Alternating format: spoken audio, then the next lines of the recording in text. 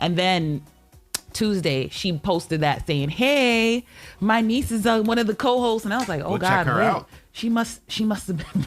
She probably been watching. And she comes on after, she's like, "I'm not waking up early, so I'm gonna catch you after 9." So she been listening to the Bacchanal Corner. Oh, so she catches the Yeah, Bacchanal at the Corner very on- least, she on- catching the Bacchanal on the Corner. dot. Me don't want no problems. No problem. So we not doing this from so early. So we ain't talking about you getting it up. We're not talking about 119. All right? All right? Listen, if it's one thing I know I have a good rapport with is older people. Yeah. That's all. I like to start to call them seasoned people. Seasoned people. You are good with seasoned people. Good Very morning, good. Miss Kiki, to you. Very good. Always good with mother-in-laws and aunties and stuff like that. That's how I get in. I charm the hell out of them, and then after that, it's a wrap.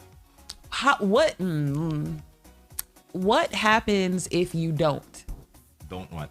So, very much so in a similar place. Like, Right. I can't think of the only, prior to my ex-husband, the only family that I didn't get along with in terms of people that I met, or even like friends, but specifically in thinking about romantic partners, was my first boyfriend, who was Jamaican, who I just feel like his family was just mad that he wasn't with a Jamaican. Okay. That's it. But they weren't. Sounds very Jamaican, by the way. Yes. 'Cause y'all listen. Y'all know how y'all could be. Okay. So I don't. And they weren't mean to me. They weren't nasty to me or anything. They just They weren't as. You "Oh felt my the God." coldness. Yeah, I could feel a little bit of the coldness or whatever. The mom would try. The father literally, you know, in the TV shows when they sit down and the father asks the guy all of these different questions. He did that to me. Yeah? Yes. He sat me down and was like asking me all these questions. I was Like like, his son was such a catch. he didn't even have no job. I had just graduated from grad school. Oh, like, my goodness. And had a job. Very And he- Jamaican, yeah, by the way. Very, very, very. And so that's So the how you only gonna time. take care of my son? You have a plan? Asking me, I hadn't even been. My God, I think I'd just gotten saved too. Yeah. He was asking me what church I go to, and only when he recognized the name of my pastor did he be like, "Oh, okay." So he softened up. He was a Christian person too. Yes. Okay. Yes, they were very, very, very, very, very Christian people. And prior to that, I was nobody's Christian. There was only wild. There was no holy. No holy. There was no holy. There was still a good person, Sonia, but there was no holy at all. But they was giving me all the things. But that was the only time I had a situation where someone's family wasn't keen on me. Okay. After that, and everybody before that, great relationships, awesome sauce. Like, everybody is so warm and loving. I mean, almost with even with that ex, every person that I've dated before, like, I'm still really cool with their family. Oh, nice. What happens if that is not the case? Because that's the case that I had in the last serious relationship that I was in. And now I'll be like, The family didn't like you? yeah, but the family, they had their own stuff going on. Okay. They didn't like anybody that he dated. Oh, okay. So I only found that out after the case, though. Okay. That I was just the third person on the hit list. They was like, oh, you thought you was gonna be with somebody else? Get the gun. They crazy. But I was just the third person that they had done that to. So it wasn't about me. But for me, it left me in a space like, do I want to talk to somebody again whose family is not? They don't need to love me like everybody else. But if like you said, you're a charmer. What if? Yeah. That doesn't work. Yes. Or I've you just never being been yourself. And they just don't take to you. I've never had that situation happen. If it does, would you still date the person? Depends. Depends on what. If I really like the person, I don't care what her family thinks. Yeah. As a matter of fact, I'm going in the house and we having loud sex. I'm like, let them hear you.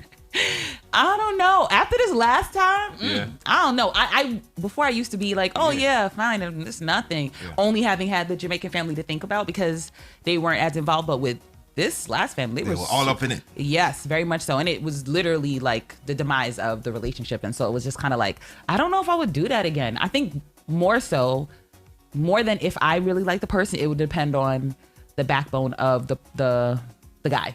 Okay. Because there are some people who are very much aware that their family is batshit crazy. Yeah, I and know they some don't people are aware care. of that. They'll let your family talk to them any kind of way and da da da da. And that was the situation here. So if the person would not allow it, and they would be like, "Come on, babe, let's go in the house and have loud, crazy sex." Yeah. If they were on that level, then fine. Yeah. But I'm not. I don't think I would do it again. I don't care how old people are. Sometimes people just with their family. Yeah. It's just a lot. So sis says she wouldn't do it. She said, I have enough drama with my own family. See? And yeah. I mean, to each their own. But in my situations, whenever like I was getting to know somebody. As soon as I met the parents, I'm turning it on thick. But you see, I don't even turn it on. I am just a personable, loving person. Yeah. I don't even have to turn nothing on. But no, I go the extra, man. I'm laying it on thick.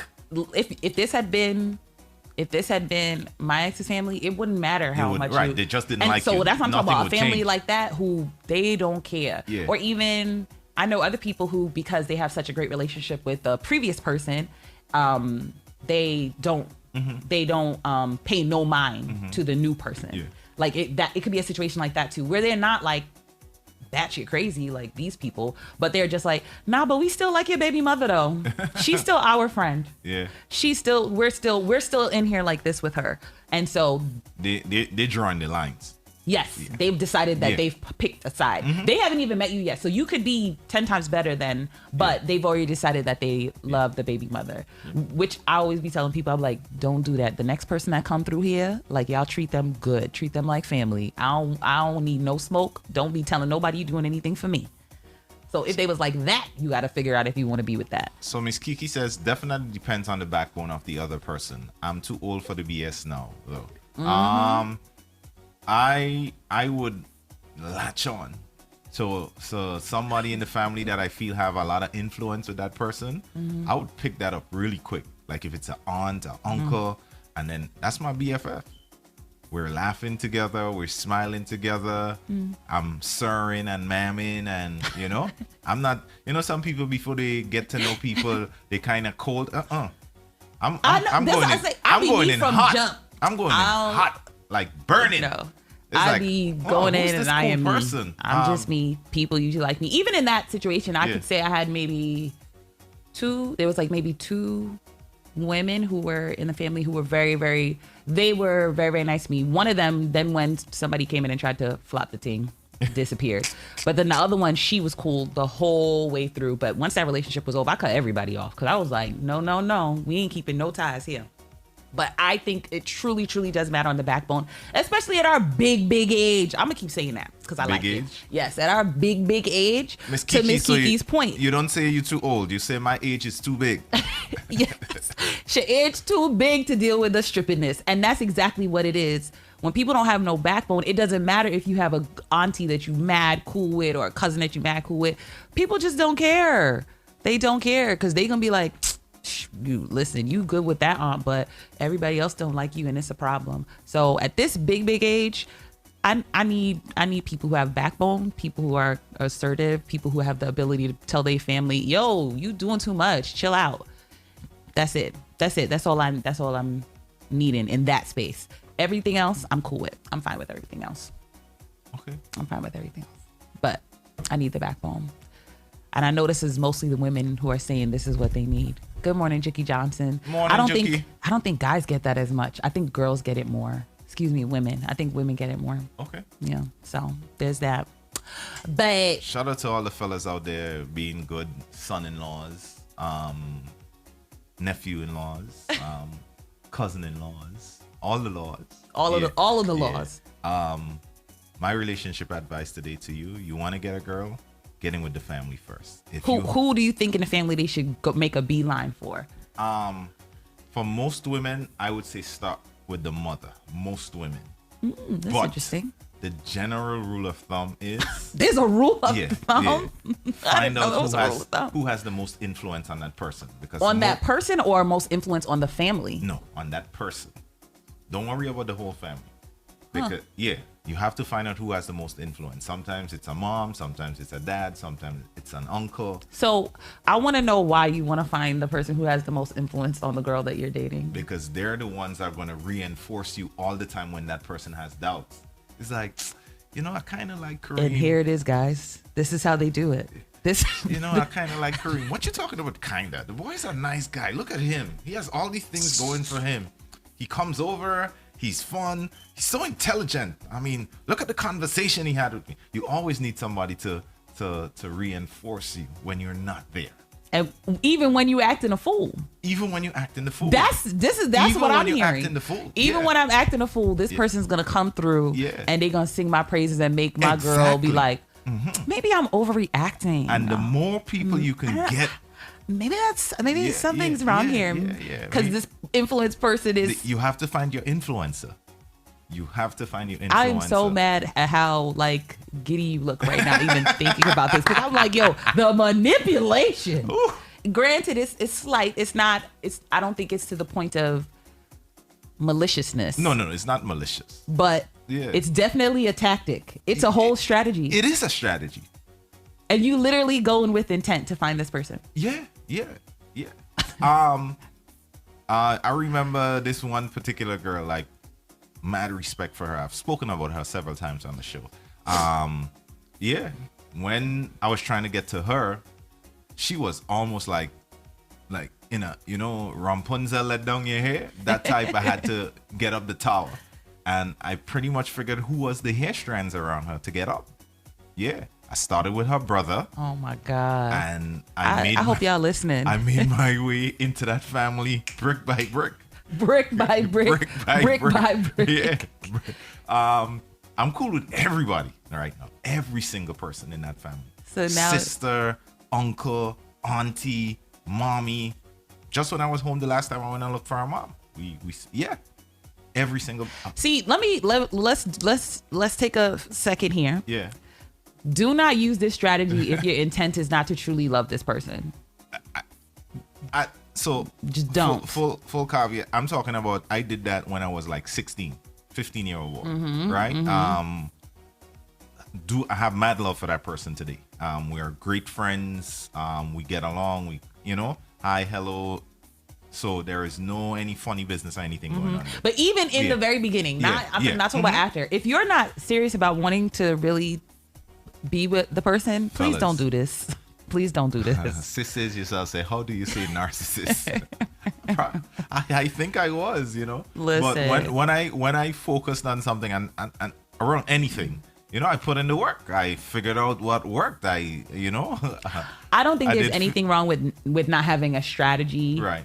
I just feel like people shouldn't manipulate people. And that's why I say it's very, very slight. Right. It's very slight. That's it's like, slight okay, manipulation. You're the person that I want. These are all the people around you. Let me make sure that I'm good with all the people around you. But that's why I'm saying make sure that you actually like these people. Make sure you actually like the person that you're sitting here running this strategy on. Because otherwise, that would be very bad. What? If you just like, yo, I'm just looking to, To hit it? Yes. I'm just looking to smash. I'm just looking to hit it. As a 15-year-old boy, that's what you're programmed to think. Good morning. It's Candy. Yeah. So to me, when I started, I just looked at her as a challenge that no other guy could have made it through. Because when I started doing the research about her, like, hey, I seen this girl. I like her. Who is she? I found out, her brother was in the school with me. That's why the first place I had seen her. And that's why you were able to get the brother first. Right. Mm-hmm. Then I found out what school she was going to. All of a sudden, you hanging out there and good friends with the headmistress. No. I found out one of my friends was trying to date her too. And I spoke to him and he's like, yeah, that's never going to happen. Yeah. He's like, what you about to do, I can tell you about 500 other different persons have tried. She and that person is cool today too. He's like, I can tell you for a fact, like 500 different guys have tried. And I was like, oh, well, she hasn't met me. Yeah. I hope, again, that those of you listening who are over the age of 16, over the age of 26 even, if you are not seriously interested in building something with the person, do not use this strategy. Because it's only going to be terrible. But I can tell you terrible for the girl. Yeah. Miss Kiki, exactly. She said so. It became a competition. Not really a competition. I think competition is the wrong word. It became a challenge. Yes, a challenge. Yes, it became a challenge. But that's what I'm saying. If you didn't actually really care for the, like, if you weren't 16 and you were like 26 years old or 30 or whatever, and you were really interested in actually trying to build something with this person, I don't think that any of this, what you're saying, is wrong. I don't think because your intent was not to just smash. Right. But I feel like there are people who use strategies like this. To just smash. And so they come in and it's anybody just no looking bueno. to just smash, you don't need to do all of that. Please don't do all of that. Because you're setting up a different expectation when you're doing all of this stuff. And then it just becomes, I just want to get up in them guts. Yo, she said Miss Kiki said that's how stalkers are built on the other side. I've never stalked a woman. Never. Ever. I just want to put that out there. I know. I'm trying to see if I feel like this is borderline stalking. Like I've never like went to a place I know she's gonna be. Yeah, that's where I'm kind of like. But you are purposely finding out who are people in her circle so that you could get to know them. Yeah, that's a strategy. Yeah, I'm not trying to It's very borderline. It's very borderline. That's borderline stalking. It's very borderline. It's or the word I like to use, cuspy. It could be very cuspy. It's on the cusp. That's why I say the intent matters. If the intent is not real, don't do any of this. Please don't do any of this, because it could look very bad. But if your intent, so minus the is actually trying to be with this person. I'm thinking of the behaviors right now. Minus the intention, the behaviors you're saying. But that's what I'm thinking. Stalker. Like, no, not stalker, but it could be seen as like, huh? So, I think maybe I guess it depends on the vibe that you're coming to the family with. Like if some dude's like, goes up to one of my brothers and is like, I really like Sonia. Yeah. And they just trying to get to me through that way. Or they just all up in my face. They all up in my brother's face. And then all of a sudden they finally get to me and they're not really playing with my brothers anymore. I would be like, to me, that would be a little strange. I would want my brother to tell me some ish like that. Like, wait, he just randomly started talking to you and then being all up in your face and then stopped after he got, okay, leave it alone.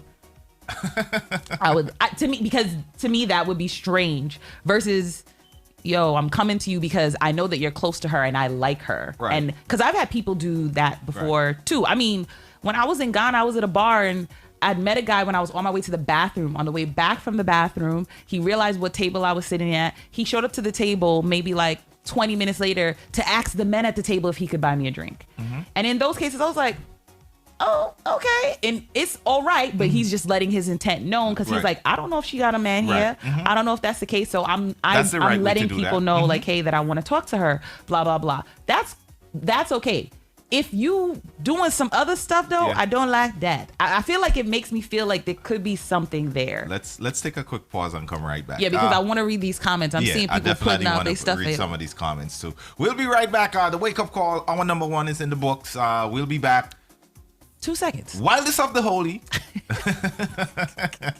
Yours truly. And the unholy trinity. No, the trinity. I just want to be known as a trinity. Nah. You can't be the trinity talking the way it is talked by. Nah. We'll be back. The quick wake pause. up call. Now live on the best entertainment has to offer. Good music, good times. Where the culture lives. Edgy, witty, and raw. Yep, this is the wake up call. Good morning.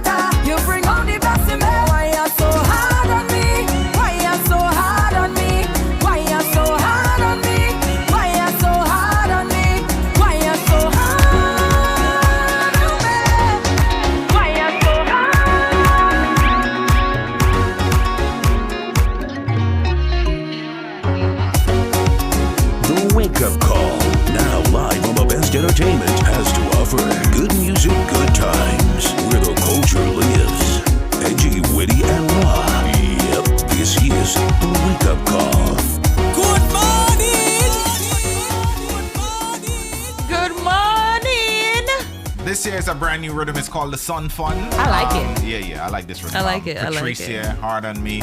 I'm gonna give you about 2 more of the rhythm before we switch it over. Yeah. I appreciate it. I like it. I like it a lot. Good morning, sweetness. Good morning, Denise Trini. Okay, Naz the Empress is saying, I have an ex. His mother loves me. Oh God. I visit her every time I go home to Grenada, and she still introduces me as her daughter-in-law. Mind you, he's living with his girlfriend of 14 years. This woman and I have always had a great relationship, and we still do to this day. Dude and I cool too. Oh, nice. Yeah. I have a person like that who his mother, like, she'll introduce me as her adopted daughter, not her daughter-in-law. She'll introduce me as her adopted daughter. I should call her. I haven't called her in a little bit. Yeah. And I've been saying in my head, like, oh, you gotta call Miss. You gotta call her. You gotta call her. So I'm gonna give her a call. I'm gonna give her a call when I leave the studio today. I'm putting it on myself so I can make sure I do that. I think that's great. I think it's great when people can do that. Mm-hmm. The last part, though, I'm sure his girlfriend, who he lives with of 14 years, probably hates it when she hears people say, oh, I met her daughter-in-law the other day, and she's talking about you. Yes. Miss Kiki to you said, not from the pursuer, from the other person. I think she's talking about, I guess, the cuspiness of your behavior. I don't even want to call it suspect behavior. I was about to call it suspect behavior. I think that was amazing strategy. Look at that. I got a lifelong friend out of it. I don't think it's a problem. That's why I say, if your intent is good and not evil. My intention wasn't good. Because there are people who have evil intent. I was a 15-year-old horny young man. I didn't have any good intentions. But it worked out. Yeah. And I think in those cases, we can rock with it. I can rock with it, but I don't know. Danae Shmi said, I still speak to both my ex-mother-in-laws and their family. I was the guy Kareem is speaking of naturally. Amen. That's how I feel. Like, for the most part, everybody I've been cool with the exception of that one person. And even with that one person, when I was telling certain people that I was actually good with, like some of his friends, and the one family member, when I told them, like, hey, okay, I'm gonna take a step back, I'm gonna have to cut off all ties, they were not happy about it because they wanted to still keep in contact with me. But I was like, nah, I can't even leave no ties yet at all. But for the most part, I feel like you should be able to still have good relationships with people if there are good people. Like, one of my exes, his twin sister and I are mad close. Okay. And people will tell us, both of us separately, all the time, like, why are you still friends with her? First of all, her brother was the one who wrecked the relationship. I was just the innocent bystander. Like, that had nothing to do with me. But he wrecked the relationship. Why can't she be friends with me just because we're not together anymore? So that was a big thing. And I always tell people, like, yo, I think it's good when you meet good people, you should keep good people around you. That's it. Good morning to Sweetness. I just saw you checked in. There is a Camille that's over there on YouTube. Oh. Good morning to you from Belize. So good morning. Good morning, Camille. Make that switch to Twitch. That's the place to be. So to the people that's locked in via YouTube and Facebook, switch over. Just click the link. Click the link. The link is always there. Hit that link tree and you can make that switch. Switch. My bad. I know. Tongue tied, boy. Yeah. Coming across in the news, right? Mm-hmm. Switching gears. There was I guess what could be considered a terror attack in Norway yesterday. Wow. 5 people were killed. But guess what was the weapon of choice? What? A bow and arrow. Oh, I thought I saw something like that. What's the background? A bow and arrow? Yeah. 5 people. 5 people. Killed. With a bow and arrow. This is not like Robin Hood Men in Tights. Nope. This is like dead. That's dead. The suspect hasn't been named as yet. But has been caught? Yes. Okay. Wow. And they are believed to have acted alone. I don't know who the suspect is. I don't know the background of the person. But I'm having a feeling if it was Middle Eastern, we probably would have known already. Don't you think? And it may as well, it might, but the likelihood that it was a person of Middle Eastern descent is very low. Very. And we're also talking about this is in Norway and not United States. Right. Or even in like London and England or something like that, where I think those kind of things are pushed, those kind of narratives are pushed very quickly. Very, very quickly. Jackie Johnson said the person was converted. Okay, so they converted to, I guess what? You know I what? know, converted to what? Yeah. Because then I'm still looking at the choice of weapon. Yeah. I've never heard car bombings. Yes. What's those things? Those things that they put the bottle in and they throw it and it turns into a bomb. Molotov cocktail. Yeah. I'm calling it wrong. Molotov. Oh God, I know I'm saying it wrong. Yes, that. But bow and arrow. Yeah. That's new, right? Yes. But you very. know, yeah. So I guess I think that's why a lot of the recent attacks has been with knives, because you can't really use all this other stuff. Track somebody planning to kill people with knives, right? Yes. Yeah. So it's harder for people to figure it out. And that's why I keep saying, like, are we sure? Like, are we positive that is the actual information that this person converted? No, not the bow and arrow, but this person converted to Islam. Yeah, I did not read in the news piece, but there might have been other things, because this article came out a little bit late last night, I think. So there might have been actually it's been updated at 5:45 a.m. this morning. So I don't know if anything has changed since. But what it's said here is that no name or race or anything was given. So a bow and arrow attack, killing So Robin Hood was out here. Robin Hood was out there and attacked some folks. Robin Hood. So Juki said he's 1,000% sure that he was converted to Islam. Again, the loss of life is always reprehensible. But damn, you got to walk out there and know you don't even have to worry about guns anymore. Out of nowhere, a bull can just come, and that would be a terrible way to die. You know what? Let me not even go down that route. I just feel for the victims again. More crazy people out there doing things in the name of religion, doing things in the name of, God only knows what. Yep. I'm reading an article in the New York Times, and I'm not seeing any of that information. Right. That this had anything to do with Islam. Right. So we'll I guess yeah, we could circle back on that part. I just want to make sure that's not the case. I do see a thing from the chief. It says it is natural to consider if it was a terror event. It's too soon to say for sure what the man's motivation is. The assailant ranged off of the city, leaving investigators with an extensive crime scene to score, because murder's rare, super rare in Norway, which is why it's like they don't have access to guns like other places. That's crazy. And he injured 2 people. And this is also came, they said a decade ago, the country suffered its deadliest attack since World War II. In July of 2011, a right-wing extremist detonated a bomb in Oslo and then went on a shooting rampage at a political summer camp for young people on the same island, on the small island of Atoya. And that was 77 killed at that time. That's the last time that they've had like a big something, and it happened around this time.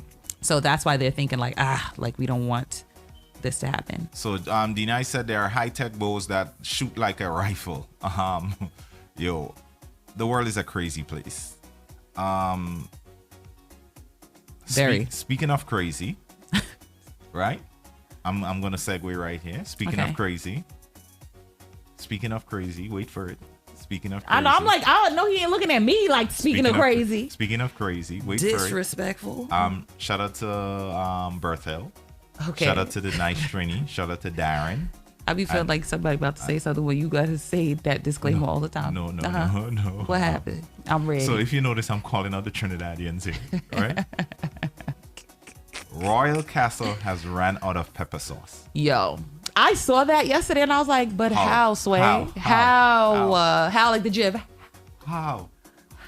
Royal Castle has officially ran out of pepper sauce. No. Good morning, Brittany. I happen to like a lot of the things on Royal Castle menu, but it seems like the Trinidadians don't. It's like without the pepper sauce from Royal Castle, nothing else tastes good in there. I love Royal Castle's fries. I do too. I love their fries. I do too. And the only place I eat KFC is in Trinidad. The only place I eat KFC is in Trinidad, and I'll get the pepper sauce from Royal Castle and the fries and eat it together. I've done that. I've totally done that. But I will only do that in Trinidad. I'm not eating that stuff here. Yeah, I'm not eating KFC here. So Yeah. that's automatic. But I know people who they would come back with packs of the pepper sauce. Yeah, Royal Castle. I'm not a heavy pepper guy. So we have Annette over on YouTube. She says, "Stop it." Juki Denai says he haven't had that since 1988. Wow. So here's what. How do you run out of your signature? Don't mess around and run out of the ketchup too, because that ketchup. I don't know what they do with the ketchup too. I don't know what they do with the ketchup over there. Yeah, their ketchup is amazing too. I would be trying to come back with that. But listen, how do you run out of your signature thing? That is speaking of crazy. So there is like a lot of issues in the world right now with supply chains. A lot of supply chains are being like bottlenecked, like where I read of a unique situation that I want to speak about in a few. But I never thought it would have affected some place as the Caribbean. Like, where are they getting the pepper from? But you know what? Since COVID, a lot of places have been like, we're running low on X because this is where it comes from and da-da-da-da. And so I still feel like we're feeling the effects of that. So maybe that is where... Oh, now we're feeling... If you think we were feeling the effects before... Yeah, we're really, really feeling it now. Yeah. Good morning, so DJ Beard. And what's that? Fat Girl King? Oh, okay. Yeah. Good morning. Yeah, that's we're the best. Mm-hmm. No, Annette was different. No, Annette and Fat Girl King are the same person. Yeah. She just moved, I think, from YouTube over to something else. To Twitch. Okay. So I read an article recently. Somebody said KFC in Jamaica is fire too. KFC in all the islands is fire. Johnson. Yeah, I don't know how. Because we season our shit. Chicken just tastes so different. Caribbean people season food. We marinate that shit. It just tastes so different. These people up here take the chicken straight out the bag, dip it in whatever batter, and then they go ahead. Yeah. I ain't gonna hold you though. Here, I don't eat KFC, but every once in a while, I do catch a craving for Popeyes. Yes, I eat Popeyes. I'll catch a craving for Popeyes every once in a while. I don't eat it often, but I do. I destroy it every time I get the chance. Yeah, I do eat Popeyes, but yeah. Denai said chickens are healthier. Most of these chickens are coming from here. Thinking. No, some of the chickens they're using there is coming from here. It's not always locally sourced. I know. I thought it was. That's what I always assumed. That was the situation. Royal Castle in Grenada. They don't have one there anymore. But when they did have one, they were locally sourced, and they made a point of saying that they get their chicken from here. So that was kind of like a part of their selling, mission. Yeah. That they're supporting local and stuff like that. But a lot of these places that we think is sourcing chicken from here, the chicken is being imported. Big chicken. Yeah. So which you don't even know if that's chicken. Seriously, you don't know if that's chicken. So there's a smash burger not far from my house, and sometimes I'll go get their truffle Swiss burger, whatever. I'm like, and they do y'all know that they have really good sides like sweet potato fries and Brussels sprouts? Oh my God, I'd be in heaven. Smash burger? Yes, smash burger. They have Brussels sprouts as a side, and I love Brussels sprouts. But either way, I bought a chicken sandwich from there one time, and I was like, I don't think I'm eating a real chicken. And I stopped eating the sandwich like halfway through because I'd be like, this is robot chicken. Yeah. This is robot chicken. This is not real chicken. It wasn't. No. It wasn't. And that's the thing. That's why I'm very, very, very cautious of like eating certain things here because when you watch some of these documentaries about how they put the chicken together and the steroids that they pumping in them and how that they're so much larger, I'll be like, I don't want none of this. But I'll be trusting the chicken back home, thinking that it's chicken back home. No. Not always. And yeah, you telling me it's not chicken back home make me feel some kind of way now. It's not always. It's not all. I'm not saying it's 100%, but it's not always the case. They do import a lot of the chicken. So Beardy says KFC in Barbados is gross. Chefette is more popular there. Chefette? Yeah, Chefette is like a big deal in Barbados. Aliman said, I only eat KFC in Jamaica. Back in the day, our family used to supply KFC in our area with chickens. Nice. Dang. I wonder if they had to switch because you know, costs are probably lower. If they know it's a franchise and KFC can ship out lots more chicken. Speaking of that, right? Remember I told you I read something about a unique situation the other day. Listen to how economics works, right? Right now, because of all the bottlenecks that's happening. For all of the different supplies and right? stuff.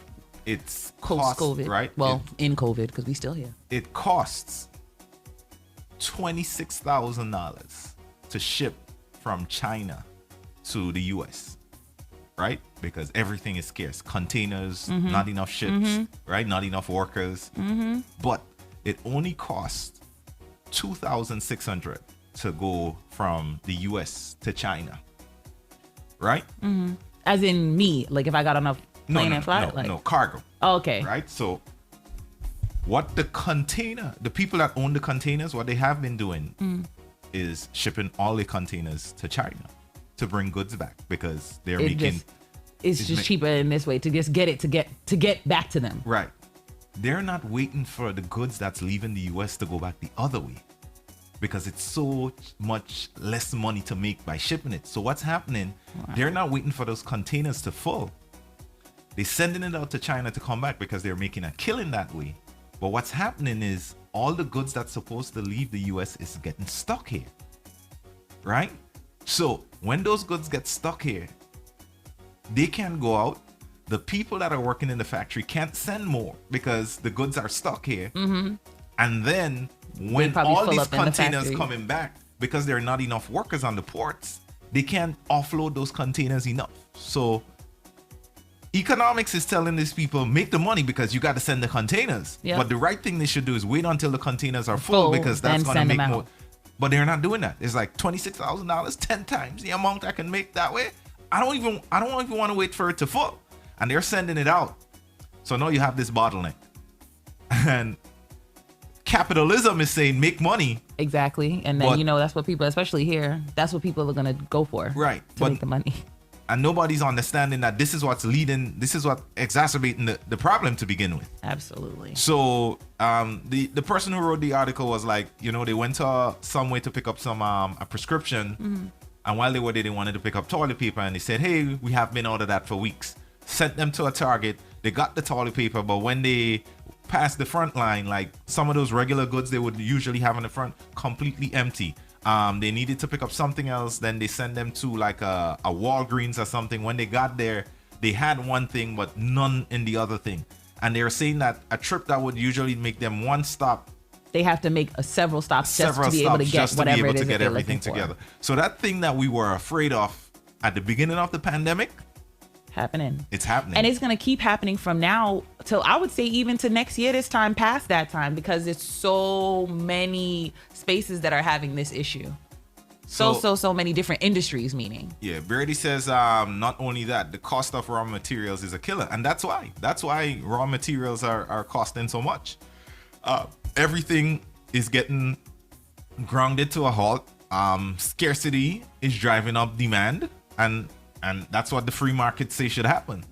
I just saw something came down the pipeline. Inflation is up by 5.6%. I believe it. Prices are going up. I believe it. Prices are going up. I 1000% believe it, which is why I'm like, all of these other things are going up, and it's like the people who are in the middle are caught literally in the middle, because the people who are on the bottom, they're like, you can't raise the prices. We're still in a pandemic.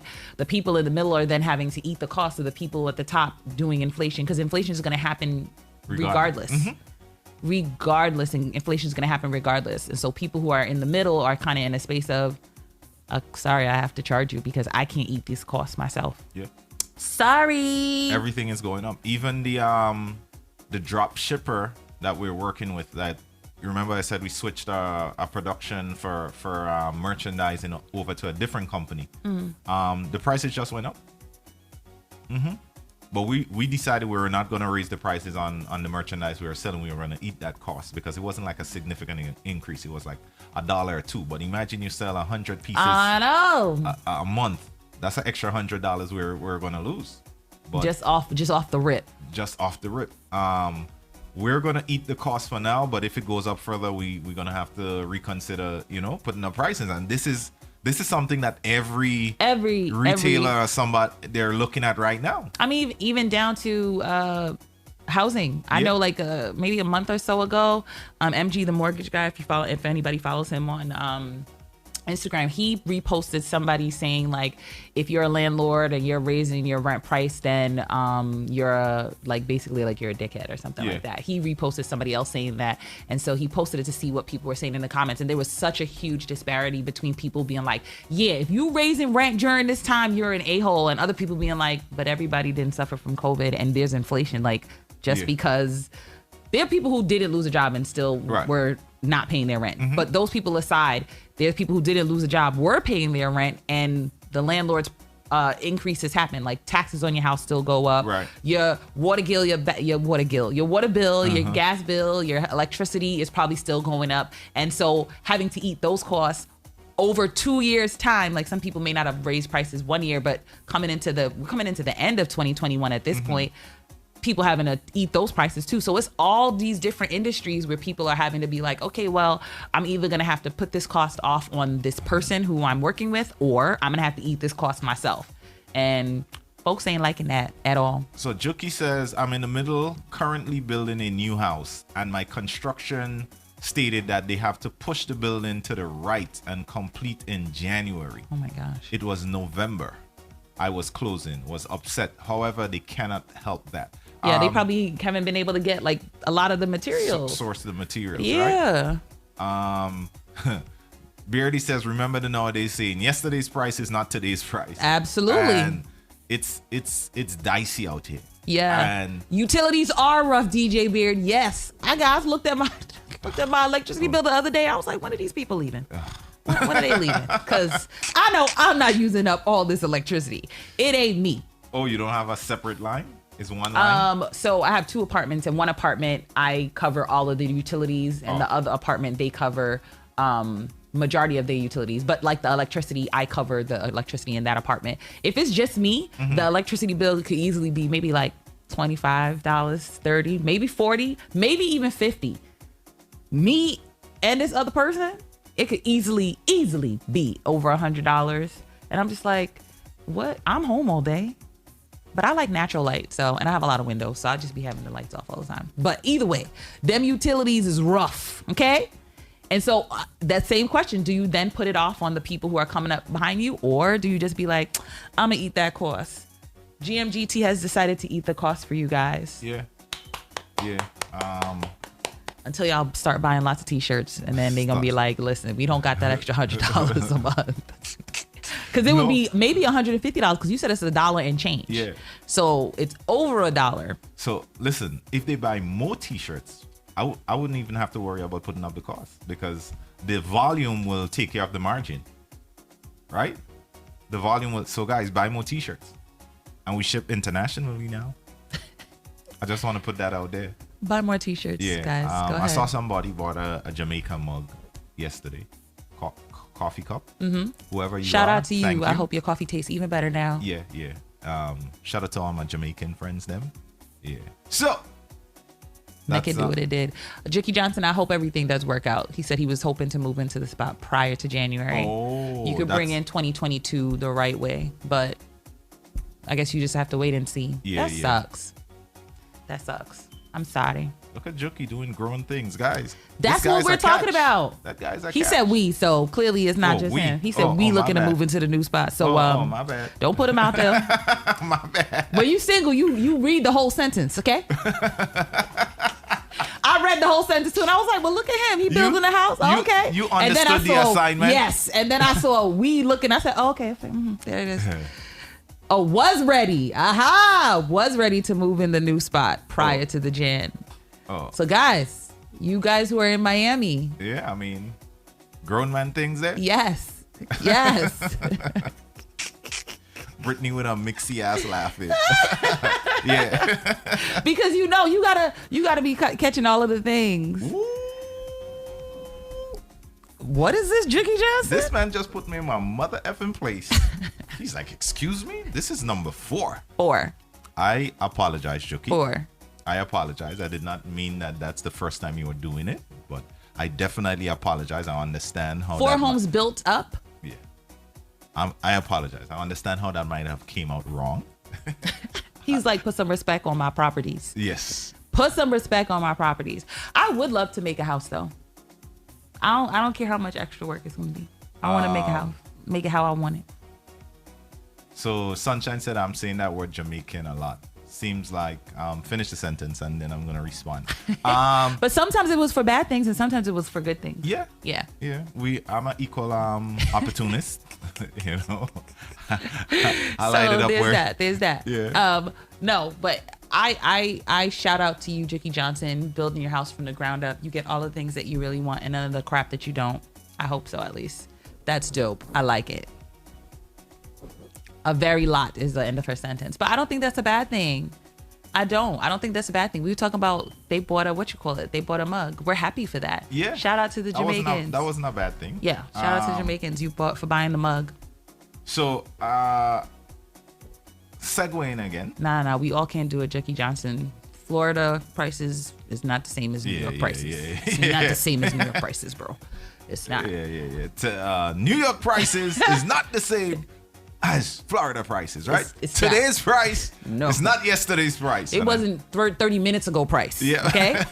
New York prices are stupid. They're stupid. Yeah. They are stupid. Yeah. And I didn't realize how stupid they were. Not even until after I bought the house, but even like I didn't know that jumbo loans wasn't a thing in other places. Yeah.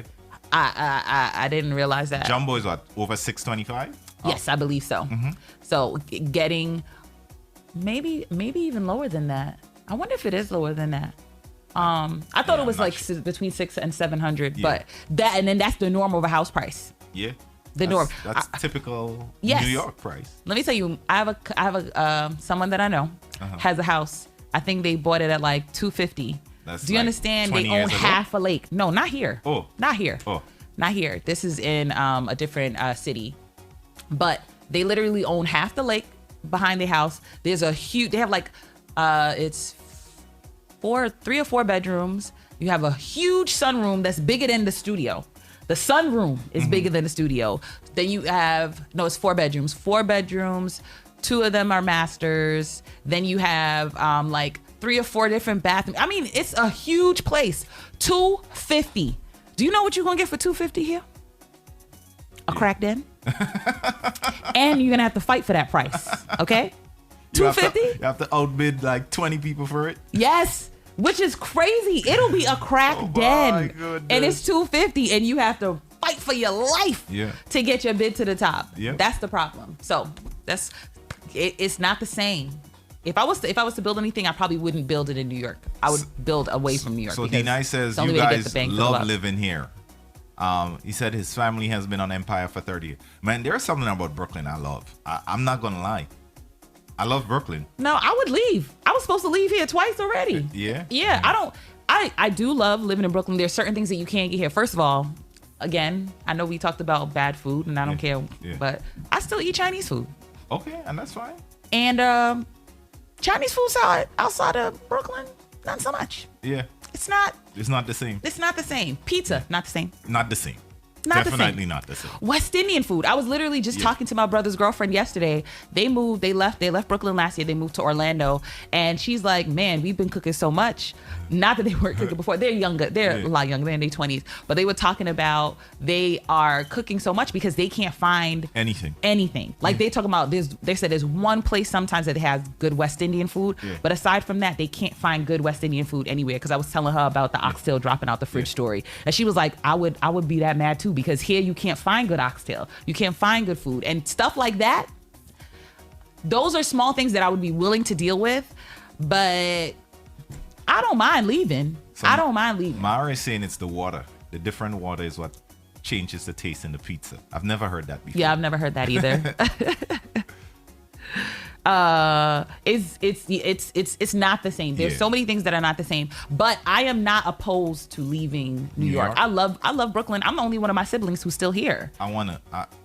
I probably will consider like later in life having some other places, but I will never completely leave Brooklyn behind. I'll always have a place here that I can come back to or something like that. And there is that. Like, so I would do the same. I would always have a place here because I would need to come back here for some reason or another.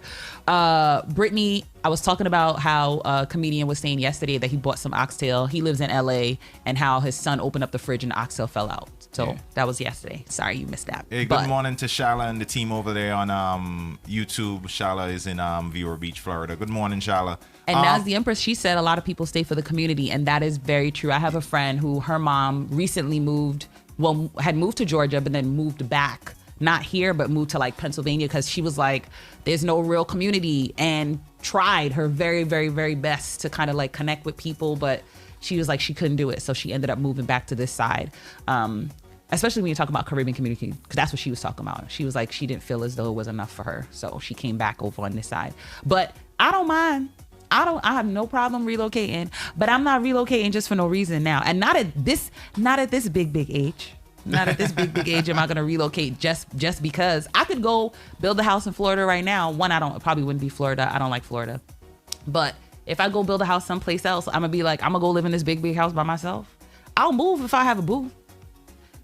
So I just saw a video that disturbed the hell out of me. Clearly. It was supposed to be our next conversation. So let's segue over there right now. Okay. Do you know who Kodak Black is? Yes. I've heard of this person. It's a rapper, right? Right. It's a rapper. Okay. Notorious for being in and out of jail. He's done a lot of stupid shit in his life.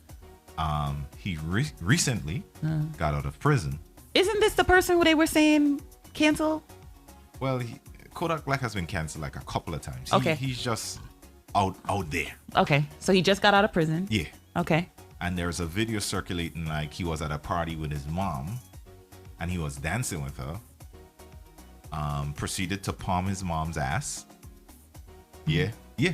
Mm-hmm. Like full. No, wait. That's not a person was dancing with his mom. He was dancing with his mom. No. I want you to be clear. A person or the Kodak son? Black was dancing with his mom and palmed her ass. Literally lifted, heavy weighted that ass. Smiled while he was doing it. Y'all sure that's his mom? Yeah. It's a video. Yeah. It's his mom. And tried to kiss her on the lips, on the mouth. And y'all sure that that's his mom? yeah, we're sure that's his mom. Don't send me that video. I don't want to. You don't want to see it? No. Okay. So, what in the hell? No, we're not doing that. What in the hell? We're not doing that. Brittany said he was dancing to Haitian music, all close up on his mom, and grabbed her. No. Yeah, he palmed the ass like a full. Like, I know he was in prison and he wasn't getting no coochie. No. It looks like everything is starting to look like meat to him. Bro, that's your mom. You wanted to ask a good question, she said. So his mother allowed that? No, his mom didn't allow it. She kind of backed out. And even when he squeezed her ass, she had a little bit of a kind of uncomfortable, smile to it. Let me see if I can. Ooh, I can't. Oh, man, I just got a mental image, and I don't want that in my brain. I don't want that in my brain. Oh, shoot. Yeah, it was disgusting. So. No, there's no so. There's nothing to say about that. I want to know how we feel about that. Miss Kiki 2 said he had issues way before this, though. Yeah. He's so he has always had issues. Naz the Empress said in conspiracy circles, it's been said that he has been cloned, whatever that means. So maybe that was the clone, and the clone didn't know that was his mama. I don't get it. Brittany said, I don't know any Haitians that are that touchy with their parents while dancing. All right, so back in the day when not back in the day, there was always the masculine toxicity, whatever. It's like people not showing feelings and something. But this is a line too far, right? Am I being toxic here with the masculine? Am I? Are you being toxic? Yeah, because I find that disgusting. No, that is disgusting. Miss Kiki said, who the hell would want to clone Kodak Black? There's that too. But no, it's very incestuous. And I think it was to save yourself is like, she said, let me go back up. I think she said the Oedipus complex. But basically, yeah, like it's not okay. It's very, very incestuous. I ain't about that life. That sounds disgusting. And I, especially when you then added on the piece of his mother being uncomfortable in that space. It leaves me feeling like I could throw up, literally, because I'm thinking to myself, like, as a mother now, you have to feel this uncomfortableness about your son. Like, why would he do that? Yeah. Like, what is that? I don't understand that either. So Kodak Black, for that behavior, I think we had something here we used to call the Hunt of the Month. The what? The Isaac Hunt Awardee of the Month. And I think he's going to get it. He gonna get it next month too. I can tell you that, because what is gonna be worse than that? Like that. That's just disgusting. So Brittany's there putting out some stats on Kodak. She said that's the same Kodak Black that wanted to shoot his shot at Lauren London after Nipsey died, and he didn't wait. I mean, I think it was like a couple of days later or anything like that. D Nice Trini said, we're in a sexual society, so outside of this instance, some people interact like that. I'm not gonna lie, I don't have kids, but sometimes when I be seeing people kiss their kids on the mouth beyond a certain age, I'd be like, okay. I'd be like, all right. If that's the but clone, I know a lot of people do it, so the clone doesn't have those same reservations. No. Like I know, like I've gone on record to say that anything after cousin number 2 is getting hit by me. Wait, what? Yeah, I've said that on record, and I'm not going away from that. People will say like they wouldn't sleep with their cousin, but anything after cousin number 2, that's no longer family. What is that's cousin number 2? You're saying your cousin's second removed, twice removed. So twice removed. Your cousin has a child. Let's say your cousin is 30 years older than you. Right. Your cousin had a child, and their child is your age. Yeah. You would date that. No, that's not my that's my second cousin. Yeah, that's your second cousin. No. That is your second cousin. No, but you're saying beyond that cousin. Yeah. So if that cousin, if you had a cousin who's 60 years old, because you know we talk about West Indians here, they could have mad differences in age in terms of things, right? You could have an uncle that's the same age as you. So let's say you had a cousin who is your oldest aunt's child. Right. They are 60. They have they are 90. They have a 30-year-old. They have a 60-year-old who would be my second cousin, and that second cousin has a daughter who's 30. You would date that cousin. She's getting it. You're disgusting. She's getting it. What? Yep. Why? No, don't tell me. Why not? Because that's your cousin. After 2? Yes, they are still related to you. That don't count. So I have a baby shower. I'm sure this Sunday. It's going to be my third cousin. It's my cousin's daughter's baby shower. So her daughter is having a baby. That would be my third cousin. That's still my cousin. That don't count in my book. Anything after number 2, fire in the hood. This is just. But this is not Kodak Black level though. It's still not. It's still not. It's not. It's not. So Kodak Black level's over here. This is regular people. You're still like right here, as far as I'm concerned. You're still like right here, as far as I'm concerned. Because Morning, Molly. Shout out to the Lionheart. No. Brittany said, "How we go from grabbing your mom's ass to sleeping with blood cousins?" Because that's what he's trying to make a case for here. He's trying to make a case for he should be able to, literally a blood cousin. He's literally trying to say I could be able to sleep with a cousin. There are strangers who are. What's the word I'm looking for here? More related to you than a third cousin. I'm pretty sure about that. No, I don't believe so. Not a third cousin. Yeah, anything after number 2 is no. First of all, whenever I even meet somebody who's of Guyanese descent, I always want to find out all the last names for the people in their family so that I can make sure that I'm not dating a cousin of mine. I don't care, a third, fourth. I need it to be like 10 cousins removed. 10 cousins removed. So then what's the difference? 10, There's 11, a huge 12? difference between 10 and 2. I said 3. I said anything after 2, which is 3. I know, like I said, I know who that child is. Okay. I'm aware of who that child is, so I know. Isn't this like Morgan Freeman, who he was dating his No, that was a different story. Daughters. There wasn't blood there, but he was dating, or his girlfriend was his ex-wife's stepdaughter. Yo, you want to say I have cousin with Kareem's thinking nasty skunts. See? To warn them you want it. Warn them. Because we don't want no parts of that. I don't know. I can't do anything about it, Brittany. Do you know your third cousin? Yes. Do you know the cousin of your cousin of your cousin? Yes, I do. That's what I'm saying. Like, that is a cousin that you could know. So, right. And that's fine. But what I'm saying, there are some people who are not my cousins that I would not sleep with because I consider these people family, right? So only if you know them, then you... Hell yeah. Only if I know them. If we grew up as family, then no, I'm not crossing that line, whether you're a cousin or not. But anything after 3, if I don't know you... Please stop with that noise. This week we have learned that Kareem won't call himself dating you unless he's actually sleeping with you. We've also learned that if you... Wasn't that last week? I don't know. Well, this month we have learned. And we've also learned that person who's sleeping with him that he's dating could also be his cousin. Third. The unholy trinity, guys. Third. The unholy trinity. Third. I listen, I'm just saying what all the others here are thinking. I know who else is thinking this? I know some of y'all have seen y'all third let cousins me know. and been like, he could get it. No. Stop. I even think about like, oh my God, like step siblings and step cousins. No. And I'm gonna put that one out there too. No. If I have a stepsister, right, and we did not grow up together, like right now, if my mom gets married to a man and he has an amazing looking daughter and she's dope as hell, she's getting it too. No. See, you bringing lurkers out because they just can't even believe the nonsense that you're saying.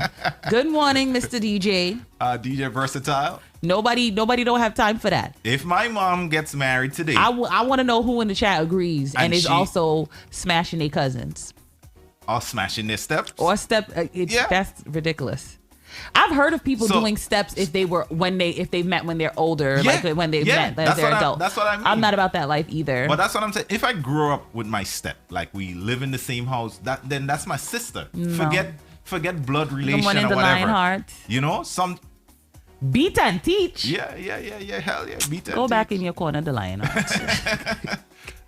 We not doing that. I'm not doing that. I met my stepbrother at 11, so.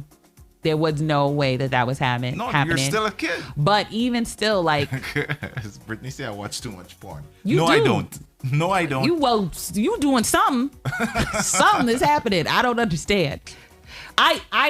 Even on Grey's Anatomy that happened. They had the big surgeon and they had another doctor and they ended up getting married. They were probably in their 50s or 60s. They got married. They both had 2 children that ended up dating as well. But one of those kids was adopted. And so she wasn't raised with this man as her father. She found out that was her father later on in life. They ended up dating.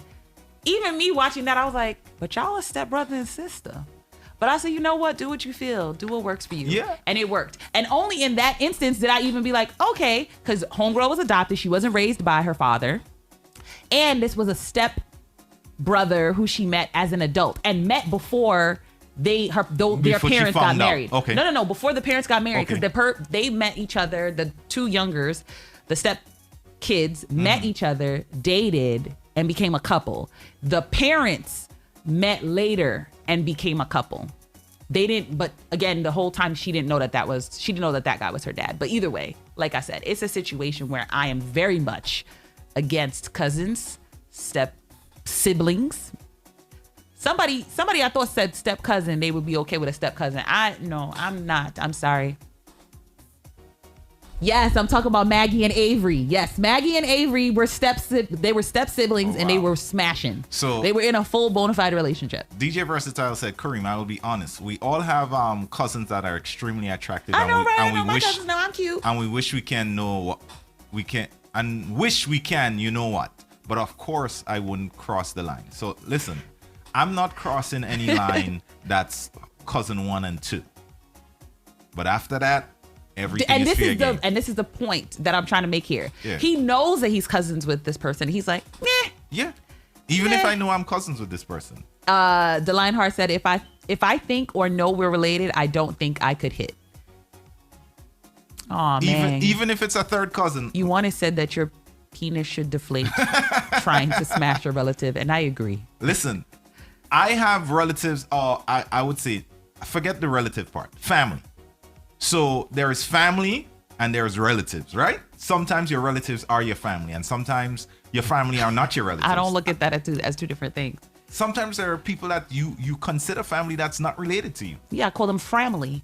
How you call them? Family, friends, family. I call those people family because we're not actual blood relation. Right. People who I'm actual blood relation to, and I know that, who said it? Who was it? The Lionheart. I know the royal family has been doing it, and Jewish families, they do it as well. Sometimes the expectation is that you will marry your second or third cousin.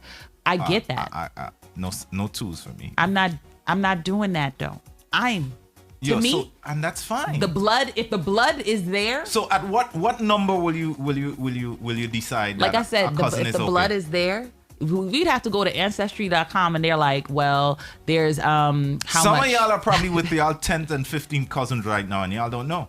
Well, I ain't with anybody, so there's that. but then also too, like, even if I tell people that I'm Guyanese and they say, oh, I'm from Barbados or I'm from Trinidad, lots of Guyanese people have gone there. So I have a cousin, when I was going to Trinidad for Carnival, she's there. Right. She had a daughter. Her daughter was like a preteen by that time. Her daughter's a grown woman now, have her own kids. She's married and she's living in Trinidad. As far as her kids will say, they're like Rihanna. I'm Trinidadian. They was born there. They live there.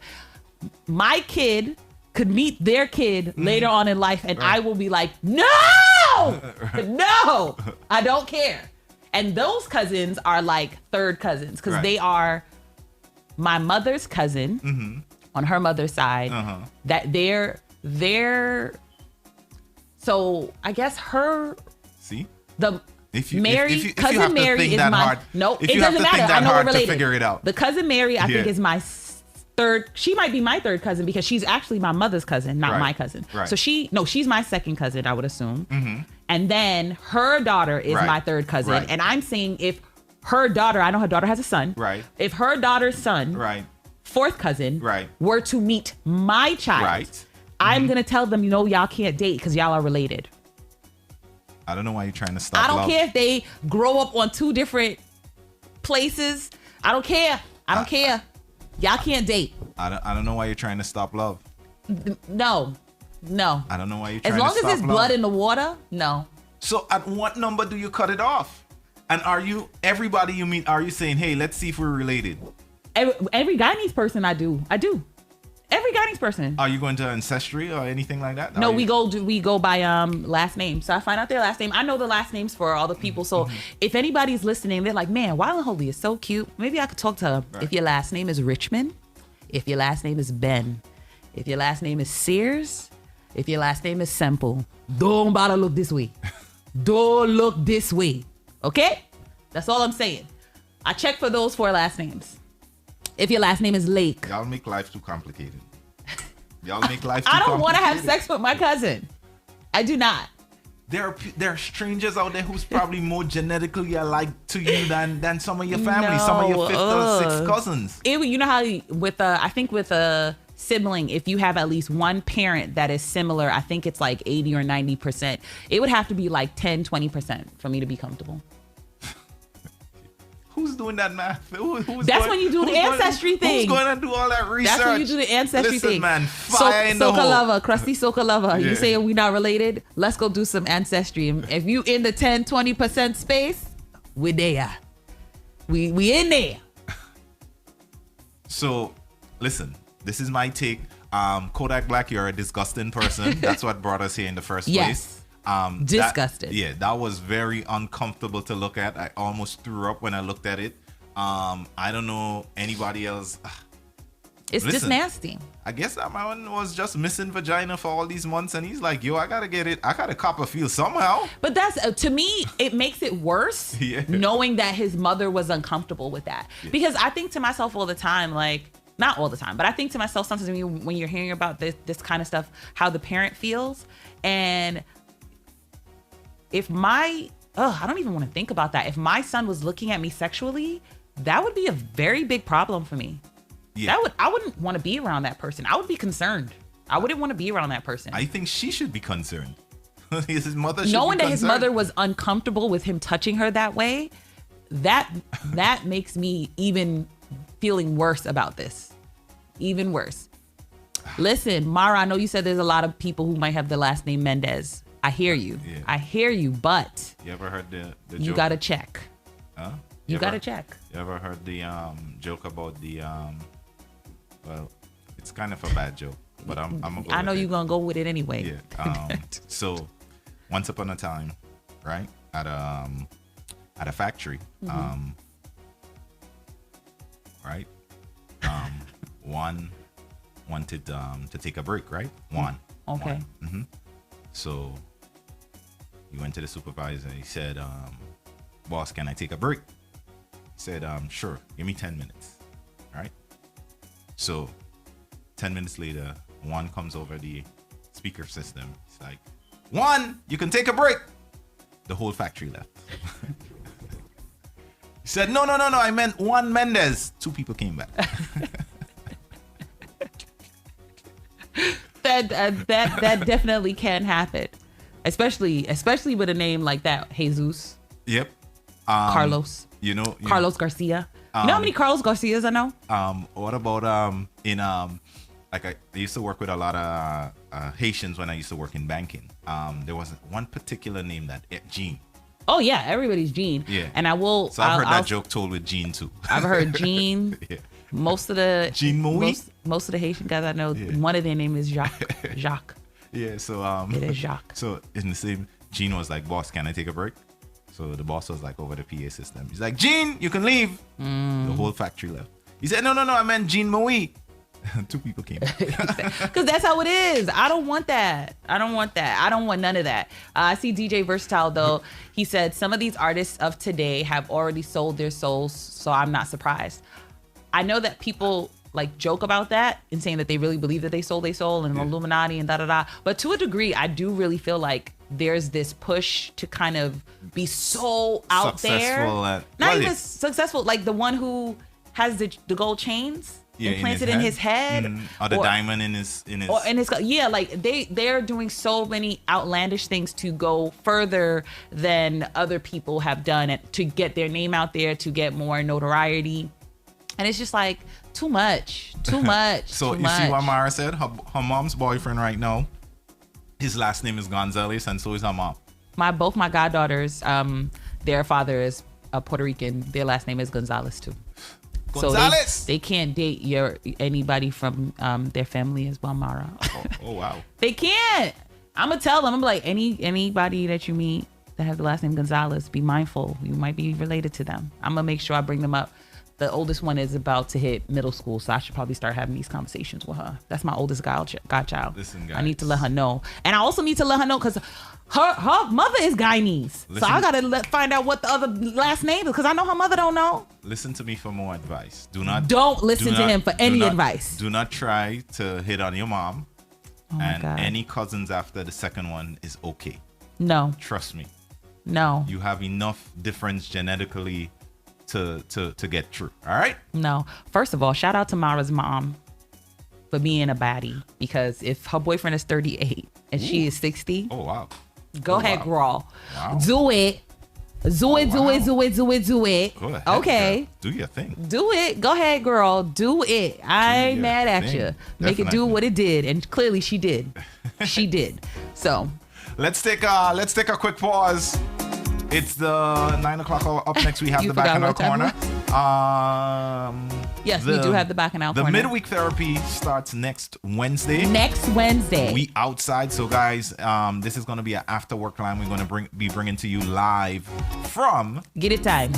The Amarachi Lounge is going to be from 6 p.m. or 6-ish, around there. So every Wednesday from around 6-ish in the p.m. we're going to bring in the midweek therapy to you live from Amarachi Lounge and restaurant. So guys, if you want something to eat, you want to go get a quick drink, you just want to vibe out to some good music on the hump day of the week, that would be a good place to be. They got good wings.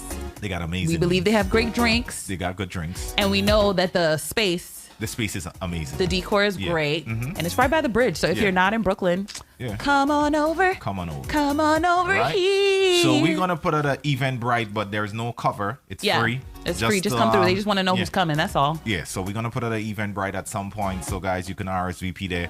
How late does it go? We gonna go. Well, it depends on how long the people want to stay. Okay.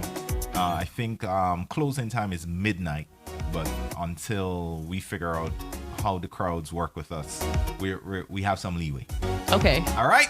So guys, next Wednesday, 6 to 9. Next Wednesday. This is the Wednesday after this week. Goes outside. It's a couple of days away.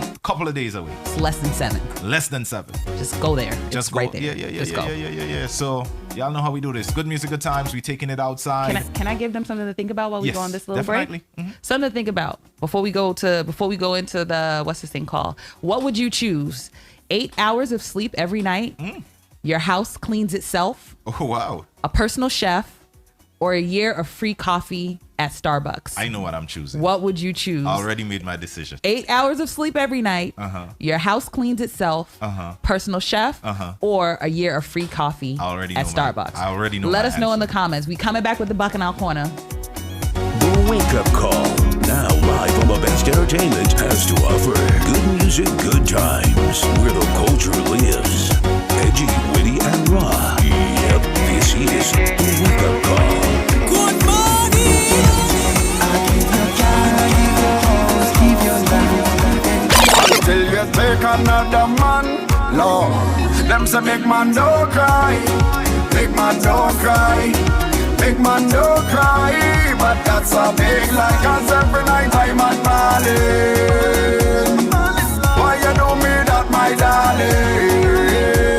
Yeah. She give the nine away. Why you give the nine away? Hey, girl, you're too damn wicked. You're too damn wicked. I say you're too damn wicked. You're too damn wicked, wicked. I give you shoes, I give you dress, I give you brand, I give you gold, I give you watch, slip on your hand. I give you trips, I give you flights, make sure you're good, girl. And still you take another boy. So if bad was a person, and if sick was a person, if nasty was a person, girl, that would have been you. So if bad was a person, and if sick was a person, if nasty was a person, Lord, them say big man don't cry, big man don't cry. Them say big man don't cry, but that's a big lie, 'cause every night I'm at Marlin. Why you do me that, my darling? Yeah. She give the nine away. Why you give the nine away? Hey, girl, you're too damn wicked. You're too damn wicked. I say you're too damn wicked. Yeah. Yes, girl. Problem is a problem. Don't know why this girl's stressing me out. Let me tell you this. Girl is the kitty cat that have me still, yeah. Otherwise I would have gone long time. It's the kitty cat that have me still, yeah. Otherwise I would have gone long time. I can't take the fussing and I can't take the fighting, I can't take the ninging. I can't take the headache, I can't take the heartache, can't take the nagging, baby. If it wasn't for the kitty cat girl, I would have gone long time. And I've off the kitty cat girl, or else I would have gone long time. They say I hook, I'm not hooked. I just love how the kitty cat look. They say she put something in my meal, but I just love how the kitty cat feel. Come kitty, come to me, come to me. How can I leave you when you can't?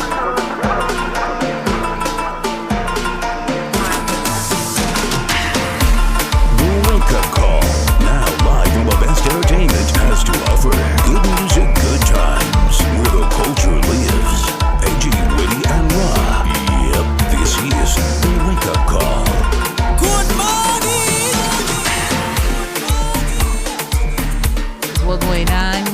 Is what going on? I like that last song. I do. I looked up to be like, ooh, what song is that? I was checking it out at the same time. I was like, I might have to go find that on my Spotify. Even though we don't have our beloved co-hosts with us. Co-hosts. We've been seeing a lot of co-hosts lately, guys. Alma Boy. For anybody who's new, there are 5 people who are actually on the show. You've probably seen 3 of us in the last couple of weeks. Yeah. Only seen 3 of us, but we have the amazing Storm Wilson. Mm-hmm. We also have the amazing Alma Boy. Mm-hmm. And they are just taking care of business right now. Yep. That's it. But they're going to be back. Definitely. But I was thinking about Alma Boy's campaign to make soca artists rich. Yeah. Just because he's not here, y'all should still be doing that. Go stream the music. Yep. Go stream the music. The songs that you hear here, whether it's on the Wake Up Call or Midweek Therapy or Trouble in the Morning or Sunday Mischief or all the other shows that I can't name off the top of my head because I don't be paying enough attention. Shout out to DJ Volcanic, Village of Sounds. All of these different shows, they play so much good music and people don't be playing the same stuff. Go make these artists rich. They don't only play soca. Some of these people play all kinds of music. R&B, hip hop, reggae, all of it. So go make these artists rich. Stream the music. Definitely. It's out there. It is. It's out there. It is. Most definitely is. Good morning. This is our number, 3? Yes. Right. Good morning, NYA Rob. I see more fire had entered the chat. Where you there, man? That's why you be so late. Let's see. We asked a question. Yes, and I will read it again. Yes. Which would you choose? A, 8 hours of sleep every night. B, your house cleans itself. C, personal chef. Or D, a year of free coffee at Starbucks. And before I could even finish, you was like, I know what I pick. I know what I pick. And I saw people dropping in the comments, which they would pick too. So you want to tell people what you would pick first, and then I'll go through the comments? I am going with the chef. You're going with the chef? Yes. Why are you going with the chef? What is your rationale? I love to eat, and food prep takes a lot of time. Absolutely. Yeah. Absolutely. Sleep is for pussies. I do not believe sleep is for pussies. Well, you know what? I'm a pussy. I love sleep. I absolutely love sleep. So at first I was like, I'm definitely going for that 8 hours of sleep that night. Sleep. That's what I was originally going to go for. But then I too decided that I would do the personal chef because for the same reason, I know how to cook, but if I could, I would be willing to be vegan, but I don't have the space or time to sit here and learn how to make all of these different recipes and blah, blah, blah, blah, blah. I just don't have it in me. So for that reason, I would have the personal chef, because if I had a personal chef, they could make me meals that taste great and are good for me. And I wouldn't have to worry about having to figure out all of the things. So I don't have to deal with that. I like that. I see Rhythm for Sale also went personal chef. He was the first one to drop it in the chat. But a lot of people was about give me the house that cleans itself. Mara wanted the house that cleans itself. Aliman wanted the house that cleans itself. So did Gigi. So did Molly. Mara's rationale was I can cook, so she wants to get the house. I could cook too, but I don't care. It takes Kareem don't cook, but food prep does take a lot of time. It does take a lot of time, and I try to cut it down as much as I can. And I know how to eat. We know you know how to eat, and we know you're well aware of cooking theory, but cooking does take up a lot of time. And again, because I want to be able to make good for me meals, if I had the personal chef, they could be able to do that for me, and I don't have to think about it. Plus, I'd be doing a lot either way. What else we have? Rhythm for Sale also said that they would sleep when they die. So they might be on the sleep is for those people as well. Good morning. What is this? Kamian? You know, I don't know how to say people's name. Good morning, Kamian. I believe that's what it is. And they want to clean a house too. Fat Girl King wants the house cleaning itself. You want it, wants the house cleaning itself. Then I can sleep for 8 hours. Rhythm for Sale, teamwork, clean the house fast. True story. For those of you who are in tune to GMGT throughout the week, on Sundays, Village of Sounds, Kevin Volcanic is how I clean my house. His 3-hour set is a great one to kind of like just, I can move around and get it done. So that's how I clean my house. And as long as I got the good music flowing, I can make it do a thing. Mara says sleep looks like I'm never sleeping in the same. What? I'm never sleeping the same again. I'm trying to see if anybody else. Another personal chef. Shout out to NYA Rob. They want to have the personal chef as well. I know how to cook, and I could make my own superstar coffee star better than Starbucks. I don't drink Starbucks. So, and I thought Starbucks was the easy one to get rid of. I don't think anybody picked Starbucks so far that I see. And I think Starbucks is the easiest one to get rid of because it's like, really? Like, you could get coffee from so many other places. I don't know. But I don't drink coffee, so I understand that some people are very serious about their coffee. But again, I don't think it is about knowing how to cook.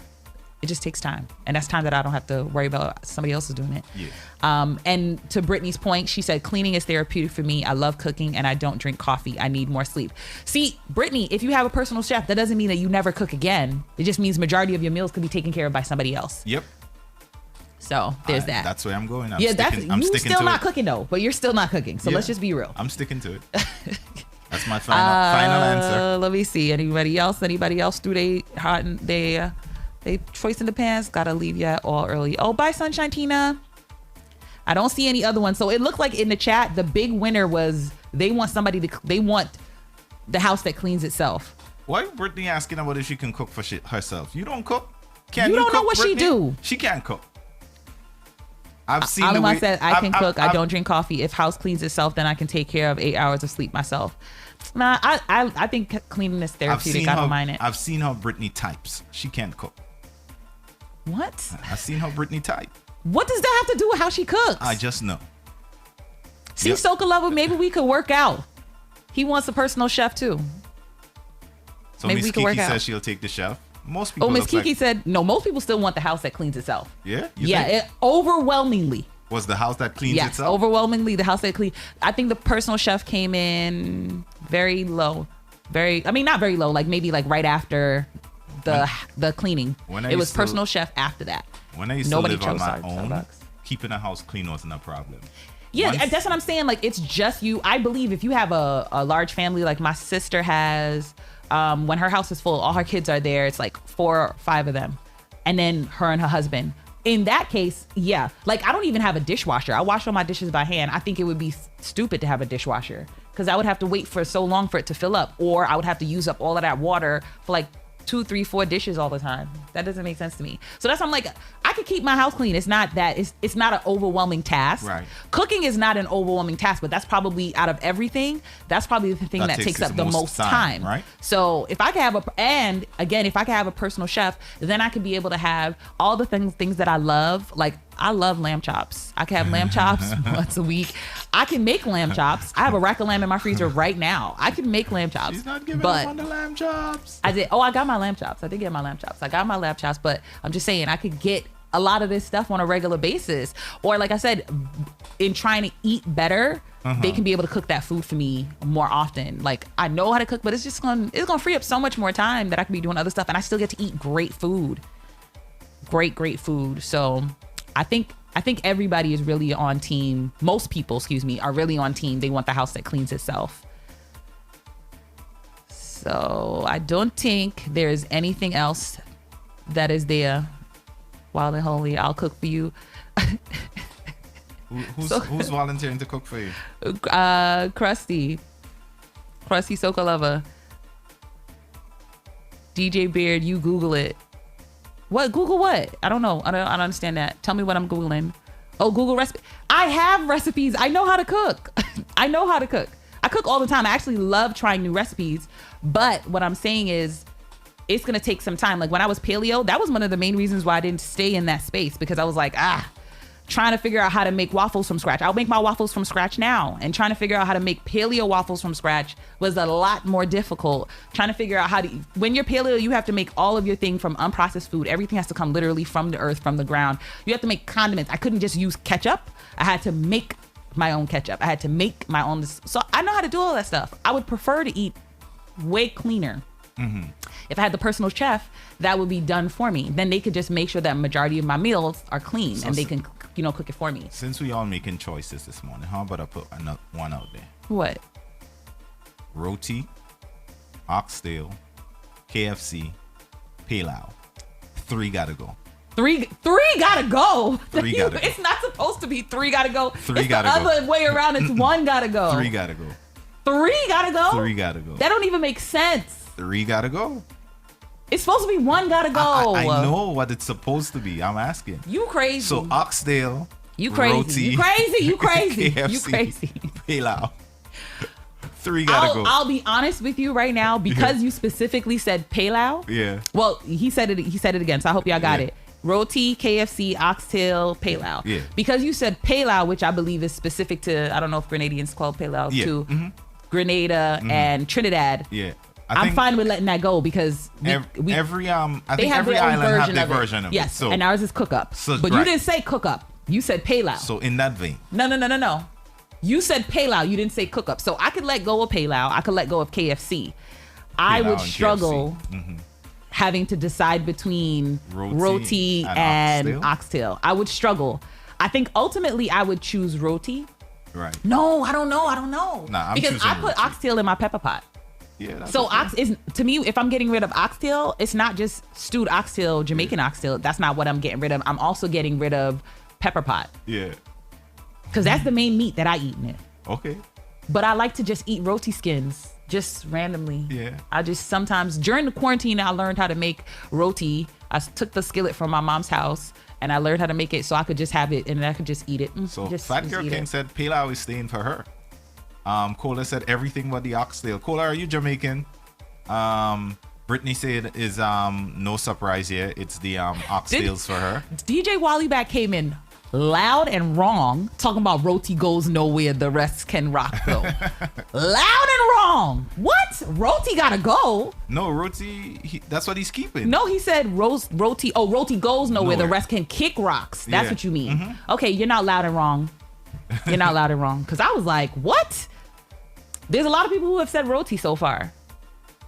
Roti, yeah. I think ain't nobody keeping KFC. What if it was KFC in the islands? Yeah, that's what I meant. No, when I say KFC, I'm not talking about a KFC here. Oh no, but I'm picking roti over KFC, island KFC any day. Oh yeah, I would do that too. Yeah, I really would struggle between oxtail and roti. Nah, it's a roti for me. It's the roti for you? Yeah. How often do you eat roti? Probably twice a week. What? Anytime no food cooks here, there's 2 things as my go-to: jerk chicken or roti, and 90% of the time is roti. Since I figured out Trin City delivers all the way to Brooklyn, they do. I live on Trin City. That's crazy. How I'm gonna double check. Where you be ordering from Trin City to deliver straight on one of the apps? Yeah, in Uber. Uber Eats. So when food don't cook, you're automatically gonna get roti. Roti or jerk chicken. Roti or jerk chicken. That's it. And so roti twice a week. Yeah, sometimes I don't more. have roti that often. Sometimes more. I think I probably have roti and oxtail about the same amount of times a year. I think one week I had Trin City they don't open on a Monday. I think probably was the Tuesday. Triggs came over here on the Thursday. He's like, yo, you want to get some Trin City? I'm like, why not? And that day I had food upstairs. I'm like, yeah, man. No, I'm trying to not order food as much. So there's that. Yeah. Don't even remind me, man. Shit is ridiculous. Yeah, I'll spend $30 for food and end up spending $50, $60 by the time you add the fees. Exactly, the tip. Which is why for Trin City, that's all I'm about to say. I gotta see if they deliver, because I usually go and I pick it up, but I'll usually only order from the weekend because I want to get a bacon shark. Yeah, their bacon shark is amazing. Yes, right? Their bacon shark is very, very good. It's the only thing that makes me think I'm back in Trinidad eating a bacon shark. That's the only thing. But I don't order all the time. But I don't know if I will order I don't think I've ordered their roti before. The roti is good too. Get the goat with pumpkin, mangoes. I'm not a huge goat person. Okay, all right. I be eating the goat and halfway through the meal I realize that I'm eating a goat and I see this animal eating peas. And it does something to me and I can't finish it. But they doubles are not bad, but their doubles is the best doubles in Brooklyn. I was about to say I don't believe that. I actually don't believe. I believe A&A doubles on Fulton actually has better doubles. No way. Yeah. You are sick in the head. And I'm not sick in the head. I've eaten a lot of A&A because they were right next to Restoration Plaza. I don't know. They're still there. Yeah. They're still there. I used to work not far and they got an award for having the best doubles. The James Beard Award, which is a huge. Obviously that person was white. The person who gave them that award was white. James Beard, you hear that name? That's a white person. James Beard is not the person no white person can give a doubles award. is the he didn't give a doubles award. It's a restaurant award. Then this is where you need to go. Right. This is what you want. I don't know if Trend City got a James Beard award before, but they got some award. They got another award. They got the award of my tummy because I prefer ANA's doubles. I do. I definitely prefer Trend City's bacon shark to any place else that I've tasted here, even like some random truck. I don't know whose roti I like the best though. Huh? I don't know whose roti I like the best. You know who's I like? I can tell you. I absolutely love and enjoy Trend City. I've had Sing's doubles. Sing's doubles is not as good as Trend City. Trend City has the best doubles. And I've had doubles all over. I'm not willing New York. to agree to that. I'm not willing to agree to that. But for some reason, I like Ali's roti. Ali's on Utica. I love their roti. Mm-hmm. I've had Ali's roti. I've had roti from Trend City, and I have had roti from I did have roti from Trend City, excuse me, and I did have roti from ANA as well. And Sing's. I haven't had Sing's, but I will say honestly, there's a Guyanese Chinese spot in Queens, Hibiscus. I actually really like their roti skin, and so each time when I order, I'll always order like a side of skin, so just I could have it. So I don't know, but I can't say this is the place that has the best roti. Yeah, I haven't. There are certain places that I will get roti at. I haven't crowned the best roti in Brooklyn or New York yet. Yeah, I definitely enjoy Trend City. It's up there. I can't remember what the name of the shop used to be, but my stepmom, her brother is a chef. Right. And for a while on Utica, he had a roti shop, and it used to be super popular. I worked there for maybe like a couple summers when I was in college, 18, 19. Crazy line out the door. He would make all different kind of roti. Like he would make different roti combinations and stuff like that, as in skins. He would make different roti skin combinations, and that was the best roti that I had at that time. But that shop closed. So, hey, Sunshine is a certified foodie, and she said it's Trend City for her. You only call her a certified foodie because she agreeing with you. No. That's what you're doing. So Sunshine travels a lot, and she has sampled foods from all over the world. So I trust her when she says something is good. That's why I'm going on. I don't go by. I go by my own palate. Yeah. Everybody don't like the same thing. No, everybody don't like the same things. But sometimes you can get a lot of people to agree on something with a particular spot. So you and Sunshine think that Trend City is a lot good. of other people here too. I know Triggs agrees to that too, and he's Jamaican. Okay, cool. But there's a lot of other people who still like ANA doubles.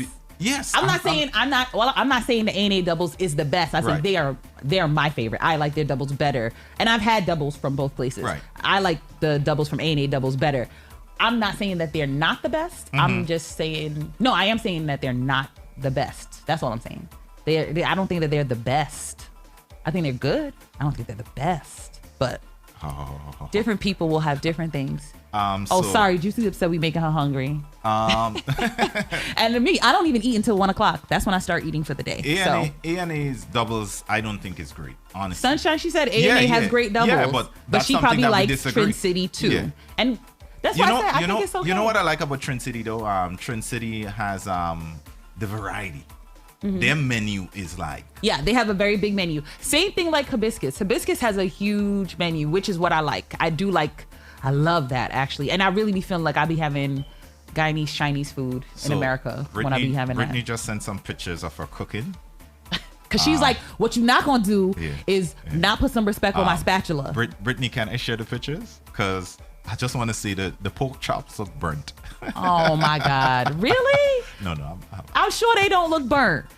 And pork chops are not that easy to make because you got to make sure that they... you go already, covering for her. I'm not... Let the violence reign! No, you choosing violence from early this morning. We not letting you do that. Oh, Berthel said Trend City doubles are the best. She likes them very much. The Dalpery is the bomb. Yeah. I'm trying to think who I like, who's bust up I like best. I like Trend City Bus Up too. You see, even when I think about that, when I think about roti and like Bus Up Shot and stuff like that, I don't think about different places. I'd be like, nah, this person makes it really good. Because there's been people who I've eaten their food and it tastes better than some food that you buy in the spot. So that's why when I think of that, I'm like, my best friend's mother makes the best roti. That's what my pick for the best roti. Okay. His mother makes the best roti. Best roti. She from Trinidad. How about the bacon smoke herring? Does Trend City have that? I don't know. I've never seen seen that. They do have smoke herring, but I don't know if that's like a menu item. I think you can order it. I think A&A has smoke herring. Yeah, they do. They do. I think they do. A&A definitely has that. The best doubles, this is from DJ Wally back, the best doubles in... Is the one in my hand. Where it comes from, I don't care. Then, sir, that's anybody can win. Yeah, that's anybody can win. Yeah. NY here, good Caribbean food. Where are the Caribbean food DMV spots? See? Yeah. See, this is another thing about moving. You wouldn't be having no argument about who has the best what because they all lose. So you want it? Maybe you can ask Brittany that. Brittany's in the DMV also. Oh, there it is. Yeah. Yeah. Brittany's in the DMV, so she might have a good idea of some of the good spots to get food down there. And she said the bus up at Trin City is really good. Yeah. I wouldn't know. Now I'm supposed to see my. I'm spending $30 for food, and then I'm spending $30 to get the food, and I'm doing it. I can't stop myself. I be doing. Let me tell you, in the height of the pandemic, I can't stop myself. $30 was the least. One time I ordered some food, not even during the pandemic. This was like last month. Yeah. I was like, dang, I feel like having a boil. I'm like $50 on some crab legs. Crab legs with the shrimp inside. Give me all of the things. When you ordering food like that, it easily could be $30 is minimum. So Cola, who is in North Carolina, said there's not much out there. I think D Nice is also in North Carolina. D Nice, you could probably give up some of the spots that you could be able to go get some stuff. Get some good food down there. See, and this is there. another thing. North Carolina is very cheap. You could go and build up something over there and you will get so much bang for your buck. But then where you gonna get your roti from? Where you getting your roti from? Yeah. See, this is the problem. This is what I'm talking about. This is why I be like, I gotta stay in Brooklyn. Ugh, y'all be making it hard. Y'all be making it real hard.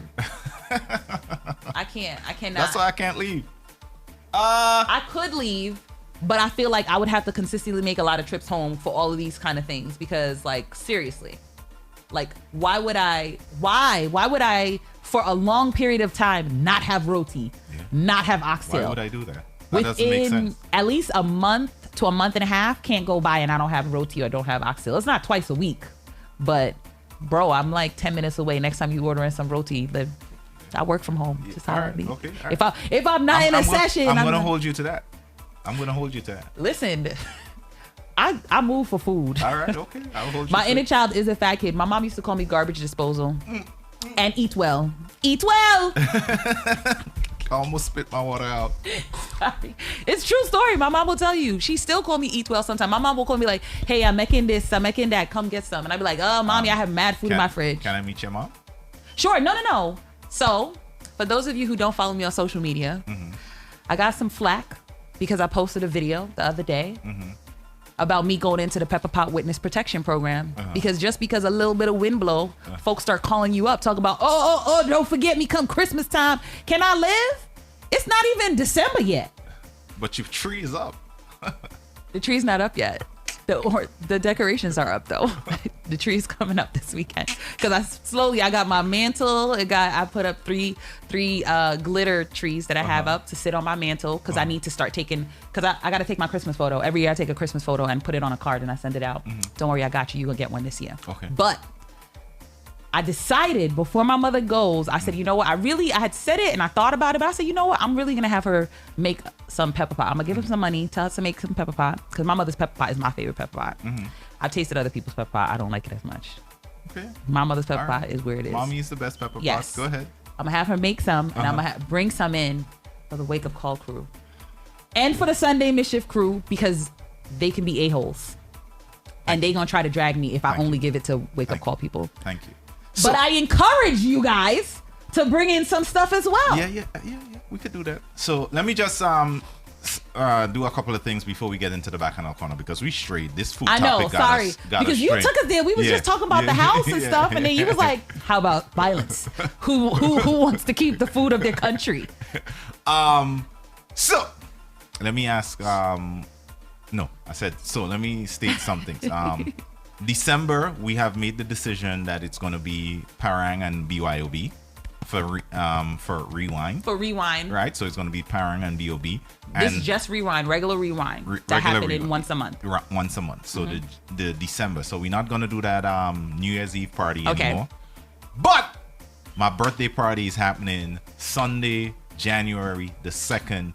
That's my mom's birthday. 2022. My birthday is the 3rd.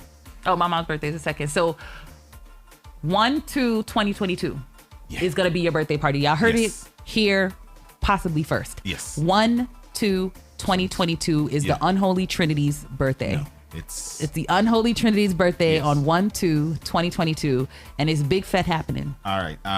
So December's will be on the 18th. December 18th, Parang and BYOB. And you said there was going to be food there? Yeah, we're gonna have food. We're gonna Since have we talking about ham. food. We're gonna have sorrel. We're trying to figure out what else is gonna be on the menu, but definitely is gonna have some ham and sorrel in there that night. Maybe some. I'm trying to probably get some fresh baked bread. So it's gonna be inclusive. You bring your bottle. Tickets are gonna start somewhere around $50 Because you're getting food. Yeah, you're getting food and you can bring your bottle. Yeah. So we're working the logistics of that out right now. But rewind December 18th, Parang, bring your own bottle. All right? And bring your waistline. Yeah. And your internal rhythm section. Wally Black hates Parang. What? Well, you just make sure that you go to everything else then. Go to everything else. Yo, Brittany wants to know, is anyone else Capricorn before she starts bashing us? Just my mama. Brittany, just my go mama. ahead. But it's okay. You could go ahead and do what you feel you need to do. All Because right. he deserves it. So He December deserves 18th, Parang and BYOB, it goes down. Also, we'll be trying to set up a special midweek therapy for that Wednesday And DJ before. Wally Black said that's his birthday weekend. What, the 18th or the I think the 18th? Parang weekend. Yeah, the Parang weekend is his birthday weekend.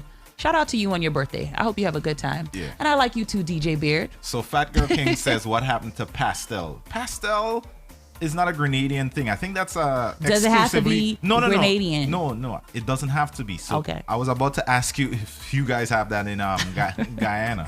I think pastel is heavily on the Trini side. I think so too. Yeah, sorrel is not a Grenadian thing. Ham No. isn't a Grenadian thing. No. Yeah, so Y'all could get some pastries up in there, get some pint tart. yeah, but pastel I've only seen at heavily Trinidadian fetes. So if we have a demand for it, or if anybody asks for that, we can add it. Yo, we can could add put it. something in the what's this thing called? In the We could add- stories. we could add a little pepper Check pot us on too. social media. Yeah. You make sure that you can find some things. We could put up a couple polls Mm-hmm. and people could decide what stuff they think that would be the best to have at the Parang. That's it. We'll do That's a poll. good idea. And All it'll right. be up. Let's get into We'll the do back of our corner. meats, breads, pastries. Yeah, pastels. Yup. Mm-hmm. All of the things. And then you could decide what you want. Piwari. What? What is piwari? Puri. That's what I'm reading it as. Puri. Oh, that's what he's trying to say there? I'm assuming so. Okay, so my bad. Because I do feel like Chinese people are the only people who actually make a different correlation between the two. Oh, okay. Between puri and roti. Puri has the peas. Roti does not. Okay. No, and I think Trinidadian people, there's roti and bus up, which I don't think they think of as the same thing. Yeah, we gonna do ginger beer too also. So All the things. Yeah, ginger beer, sorrel, and maybe some of that punch of creamer. No bun and cheese around Christmas. Is bun and cheese something a Christmas? I thought bun and cheese was Easter. I mean, I can be wrong. Brittany says she's hangry now. Sorry, guys. Sorry. We went really. Yeah, now I might have breakfast today because I'm hungry now too. All right, let's get into the back of our corner, guys. Sorry, we Our bad. Yeah, It's mostly Kareem's bad though. yeah, it's mine. Okay. I'll accept the fault. Bacchanal corner. Yes. 33 minutes late. My husband and I have been married for 2 years. When we met, he told me he and his ex-wife had a great system of co-parenting their 2 children. I did not have a problem with that. I love his children and I met his ex-wife early on, so everything was fine in the beginning. After my husband and I got married and bought a house, the ex-wife rented a house down the street from our home. I was livid, but my husband was thrilled that his children would be closer to him so he could spend more time with his daughter and take her to school every morning. His daughter is in high school and his son is a freshman in college, but he and his ex-wife talk daily like the children are still toddlers. She has a great job that requires a lot of travel, and my husband usually takes her to the airport and picks her up when she lands. I know she has money for Uber or a taxi. My husband will go to her home on any given day to put up a mailbox, move some furniture around, get her mail when she's out of town, etc. Whenever I get upset and question his motives or complain about how much he spends doing things for her, he gets upset with me. He claims he's only doing these things to make sure his children's home is as nice as his. The ex-wife has no boundaries and my husband does not see anything wrong with his behavior. At this point, I am ready to let him go. Ooh, so he can be with his family full time. He says that he is committed to our marriage and he would never get back with his ex. So am I wrong? I refuse to keep feeling like the other woman in my marriage. I've thought about talking to his ex-wife and letting her know how I feel. What do you think? Please help.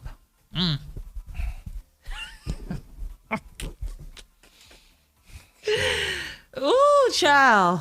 Lord have mercy. Lord have mercy. Lord have mercy. The reason why these ones can be so hard is because there's no definitive, clearly you are doing the wrong thing, blah, blah, blah, blah, blah, blah, blah, blah, blah. And that's what makes it a problem. That's what makes it a problem. I see lots of stuff is pouring in talking about they still yeah. Crusty says, and most of it is coming from a distance. A lot of people are, a majority of the people who are in this vein of thinking too are the men, which I'm not surprised because I know like men will automatically be like, of course they're still having sex. I don't necessarily think they're automatically still having sex. Yeah, I don't think so. But I don't like it. You don't like it? I don't like it. If you were that other woman, you would have the same problem. You see how you even said, if you were that other woman, she's the other woman. This is why I be struggling when I think about the possibility of being with someone at this big age, because it's I need to get that drop at this big age. Because of the simple fact that when someone has been single for a while and they have the ability to pour in the way that this man is pouring into his kids, into his previous relationship, when they have to switch now to being with somebody else, it is very difficult for them. Everybody think they're still having sex. If we assume the best in that they're not still having sex, I still think he's doing too much. I think he's doing too much. Nas the Empress agrees with you. What is, I'm trying to find the colors be different here. Oh yeah, he is doing too much. Yes they are. A lot of people's like they are still having sex. They're still bullying. Crusty Soulful Lover said, listen, I've been in that position, something happened in there. That drop and pick up at the airport, come to man. Told T-Sheer. Wow.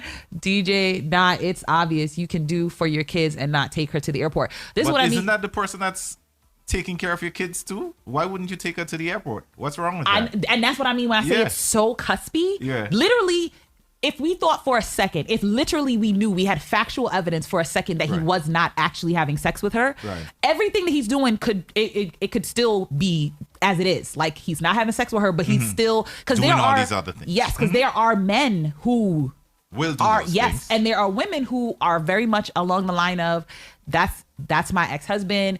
I still expect them to come over and fix certain things at the house. I stopped talking to somebody in February for that because I was like, I'm sorry, what? Like, I am fine with co-parenting. I am the child of a blended family. I was a part of a blended family in terms of in my own romantic relationships. And I cannot. I'm not okay with that. Even if I knew that my husband was not having sex with this person, I just feel like you shouldn't be the person in your relationship and feel like the other person. Right. Your priority should be right here. And if everything is good right here and then you're also going out and doing that stuff, I still feel like it's too much. And I bet you she don't have no boo. Probably not. From the minute that she had a rented apartment, why? What? She doesn't have a boo. She doesn't have a boo. That's exactly. And so even if they were not having sex, even if that's the case, if she had a boo, none of that would be happening because he would be like, yo, why is he over here doing all this stuff? Oh, well, I want to make sure that my kids are good. And nah. Even the best blended families have to have some level of boundaries. And I feel like, it almost is like he's literally trying to take care of two households. And I don't believe that is what should be happening. Okay. I don't believe that that's what should be happening. That's me, especially when the kids are so old. What if she gets a boo and he still does these things? No. Or she still expects him to do those things.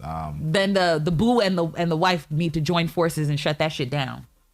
They need to shut that shit down. I don't like that. I don't like it. I do not like it. I don't care if people think I'm selfish. Krusty said, Kareem, you can do things for your kids and making them comfortable, but at some point feelings get in play and shit happens. I do believe that can happen. I do believe that. But which is why last year I was talking to a guy. I think he had been divorced for a year. Mm-hmm. He had been divorced for a year, and he would go over each evening. Mm-hmm. He would go over each evening to have dinner with his kids and to make sure that they got into bed before he would go home. And I was like, that's not happening with you. I just was like, I don't understand. He's there for his kids. I hear you. I hear you. Okay. But So I just feel like, I was like, oh, what happens when they're at your house? Oh, because he was getting a new apartment. He was like, I'm getting a new apartment. When I get my new apartment, then I can have them over at my house and do that kind of stuff there. But until I get my own apartment, he had a place that he was living, but he didn't like his apartment. So he didn't want to bring his kids over there. He felt like the apartment was too small. And so he was like, I want to still be able to do those things with my kids. I want to be able to tuck them in at night. I wanted to do this, that, and third. But then you are over there till like, first of all, what time these kids going to bed? Okay. My best friend's kids, they religiously 8:30. Right. 8:30. Them kids know. How old? From since they was babies. No, how old are they now? My best friend's kids? Yeah. Sophie is oldest. Sophie, I think, is 7. Okay. I think All right. Sophie's 7. Okay. Yeah, so 7 and then younger 2, 3. But they've consistently been 8:30. Right. And so his kids were also around that age, like younger. And so one time it was like 10 something at night, 11 something at night. He's like, yeah, let me call you when I leave. No. You don't need to call me when you leave here. That's it. You don't. Yeah. Because why are you still over? And then that's when he told me, oh, I was tucking the kids in at bed. But there's some people who the kids don't have a bedtime. I get it. So it's whatever. So the kids don't have a bedtime. So you could be over there 10:30, 11 o'clock at night, putting the kids to bed. Like, I don't, So Miss Kiki says this is why she's hesitant about talking to dudes with young kids and newly divorced. Yep. But then see this, these kids ain't even young. Yeah. You have a college freshman and a high school student. Right. What? She needs to get her own life. I want to know she said everything was good before they got married. So before they got married, he wasn't doing all those stuff? You can't tell me he wasn't. He probably was. Did her expectations change after they got married? Which I wouldn't even fault her for that, because if I meet, y'all can burn me at the stake if you want to. I don't care. She said, "Burn me at the stake." Because I know people have very strong feelings about this. I know they do, and so I don't. But I don't care. Okay. I don't care. Drop it. You can burn me at the stake if you want to, but I'm a firm believer. If I date someone again who has a child, and I am dating them, I do expect for them to put their child before me. Once we become married, I do not expect them to put their child before me. Once we are married, we are committed in this level of relationship. I do not believe that they should be putting their child before me, because I am now their wife. That's not something that I'll ever disagree with. I also feel like if I had a kid too, it would be the same expectation, because if we have our own biological kids, the expectation is still the same. We come before our kids, and together we make sure that we're putting our kids first. Yeah. But one parent is not putting a child before the other parent. I don't believe that that's healthy. That is something that I'll die on a hill for. And so I understand that if she was saying, I thought the dynamic would change once we got married, I could understand that to a degree. I could understand that. I don't know if that's what she thought, but I feel like even before, she had to be sure if she was okay with that. And it seems like if it was happening before, she must not have been okay with it before. I know you are really not about to. No. I ain't start yet. I ain't do it yet. But I will. I am. Oh, Lord have mercy. Go ahead. Yeah, I think if they were dating and it was a situation where you had this person that you were in a relationship with doing all of these things for their ex-wife, for me, that is a red flag. I don't know how serious I could take the relationship, because I would have concerns that they were boning. I would 100% think that they was boning. I would. But I know that there are people who are not boning, people that I'm friends with, that they're not really, but they feel like this is how they have to show up. Okay. And they believe they have to show up this way for their kids. So let's say 2 scenarios here. Well, not 2. Under the assumption that they are not boning and he's doing all these things with no malice, the ex-wife doesn't expect sex. She's not looking for sex. She's just grateful that he's still involved and doing all these things. Yeah, it's like she doesn't get to really be she doesn't not even single, but she still gets to be kind of married, except she gets the bed to herself now. Yeah. She still has somebody who's doing all of these husband duties for her. Yeah. That to me is not okay. Yeah. She's getting the wife experience. Yes. That's what she's getting. She's getting the wife experience. Mm-hmm. But he has a wife. Right. And that's the problem. But is he not treating the wife, the current wife, right?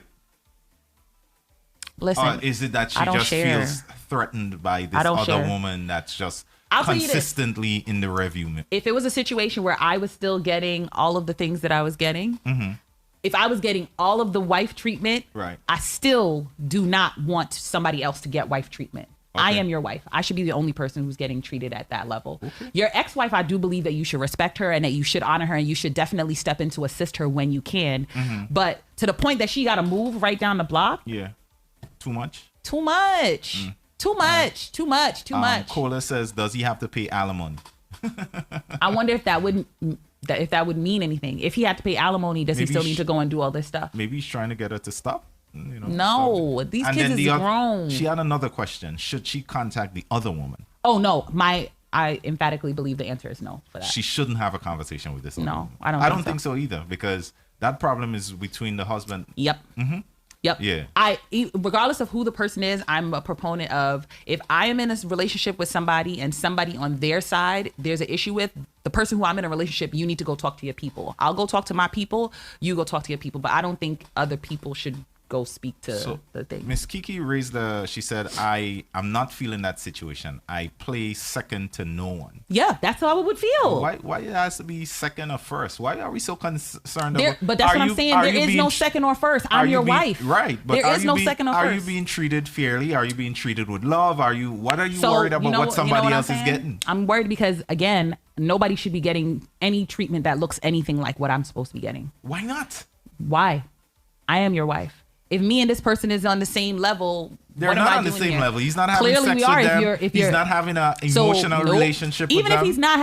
Even if he's not having sex with them, or I don't want nobody doing no husbandly duties for nobody, like to this level. I find that crazy. And I said, I'm okay with that. I don't care if people think. I don't care if people think I'm crazy. I don't care if they think I'm being selfish. That's the problem with the world. We need to be a little bit more loving and more, love always wins. I really don't believe if it was, because Miss Kiki said if the roles were reversed and we were talking about a husband and an ex-husband, there would be no conversation. I don't think so.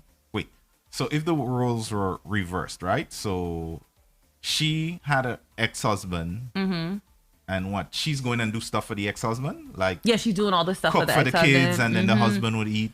Yeah, I could see how I would feel a little bit. Yeah, I could see that. It wouldn't even be happening. Even if there is no sex and no emotional connection there, I would see how a man would feel a little threatened by that. I can see that side of it. I'm assuming DJ Versatile is speaking to me. He said, I need her to elaborate on a specific scenario where she feels she should be chosen always over the child. Like I said, if I'm married, me and my husband will figure out the best option for the child. That's what I'm talking about. The child still is first, but we are putting the child first, not one person putting the child first over their spouse. I don't believe that is a healthy thing. Even if it doesn't matter if the child is biological or not. That's what I mean. So like if I marry somebody and they do not have kids and we have kids together now, it would be the same expectation that I would have. Like we put our kids first. I should not be putting my child above my husband, and my husband shouldn't be putting our child above me. We together put the children first. We came together and decided this is what's best for our child. She feels strongly about that, guys. I do. Yeah, she defends that position with her chest. Every single time. It is a hill I'm literally willing to die on, because I think people don't realize how much that can affect your relationship. Especially people use it a lot when kids are small. But my kid needs me more. They're so small. They're so this. You know what your kid needs? Your kid needs your relationship to stay intact. Your kid needs your relationship to have real structure. And it won't have a good structure if you are ignoring your husband to take care of your kids. That won't work.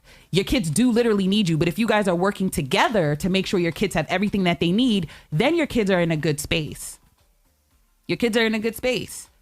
Why would anyone other than the biological parents have anything to say about a child if they're operating in the space of a parent? Yeah. I heard something on this podcast I listened to, Brown Ambition. They have a teenager. The person who's a co-host on the podcast, the teenager, she's the stepmom. So that's her bonus daughter. And essentially, she came home and there was a note on the door that said, do not come into my room. If you need to come into my room, please contact me at my mother's house. This is what her number is, blah, blah, blah, blah, blah, blah, blah, blah, blah. So she called her on the phone and was like, hey, we're not doing that here. I don't call your mother to ask what happens at my house. And your mother doesn't call me to ask what happens at her house, and vice versa. Like they're the dominant parent in that space. Obviously the father was on board. Like they already had a conversation. When that girl came back to their house, there was no door on the hinge. You don't have no door now. And she lost her door for the 2 weeks that she was there. And I feel like that's how it should be. Like, not why? Not the whole door. Yes, her father was like, oh, we doing that? They took the whole door. They took the whole door off. So for the 2 weeks that she was there, the door was off of the hinges. But that's what I mean in terms of that's a situation where, to Sis's point, somebody would have something to say. They took the whole door. I think it's extreme that no, she left them. You leaving? You don't pay no bills here. Yeah, but why you have a conversation? You take down the whole effing door. Well, the dad wanted to prove a point. I'm not mad at it. She didn't get a beating, so. Krusty says she lucky she gets walls. But that's what I'm saying, and that's what I mean. Like, so I don't believe when I was married, I had a bonus son, right? And there were things that came up when we first moved into our home and he got his own bedroom, right, where it was his mother saying this and this and this is supposed to happen. I'm like, why is anybody who doesn't live here get to make rules for what happens in this house? Right. Since when? That's when. And then also, like, I know people who, when they first started their relationship, there was situations where there was no expectation of that person having a say on what happens to this child that was not their biological child. A lot of people is agreeing with removing the door. Yeah. So you're the only one that... I'm fine with removing the door. Listen, I'm not against it. I just think it's extreme. I honestly don't feel as though it's extreme because I think you have to be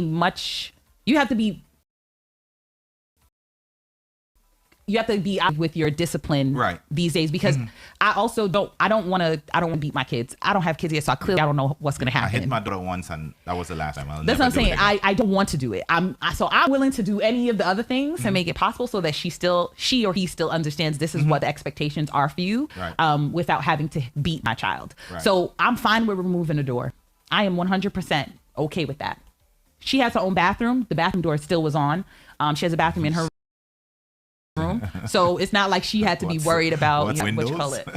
I mean, no, I'm not saying she has her own bathroom door, so it's not like she out there. What did she put up, a shower curtain or something? No, she really looking to get cuffed. So that's what I would say. She's looking to get cuffed. Here.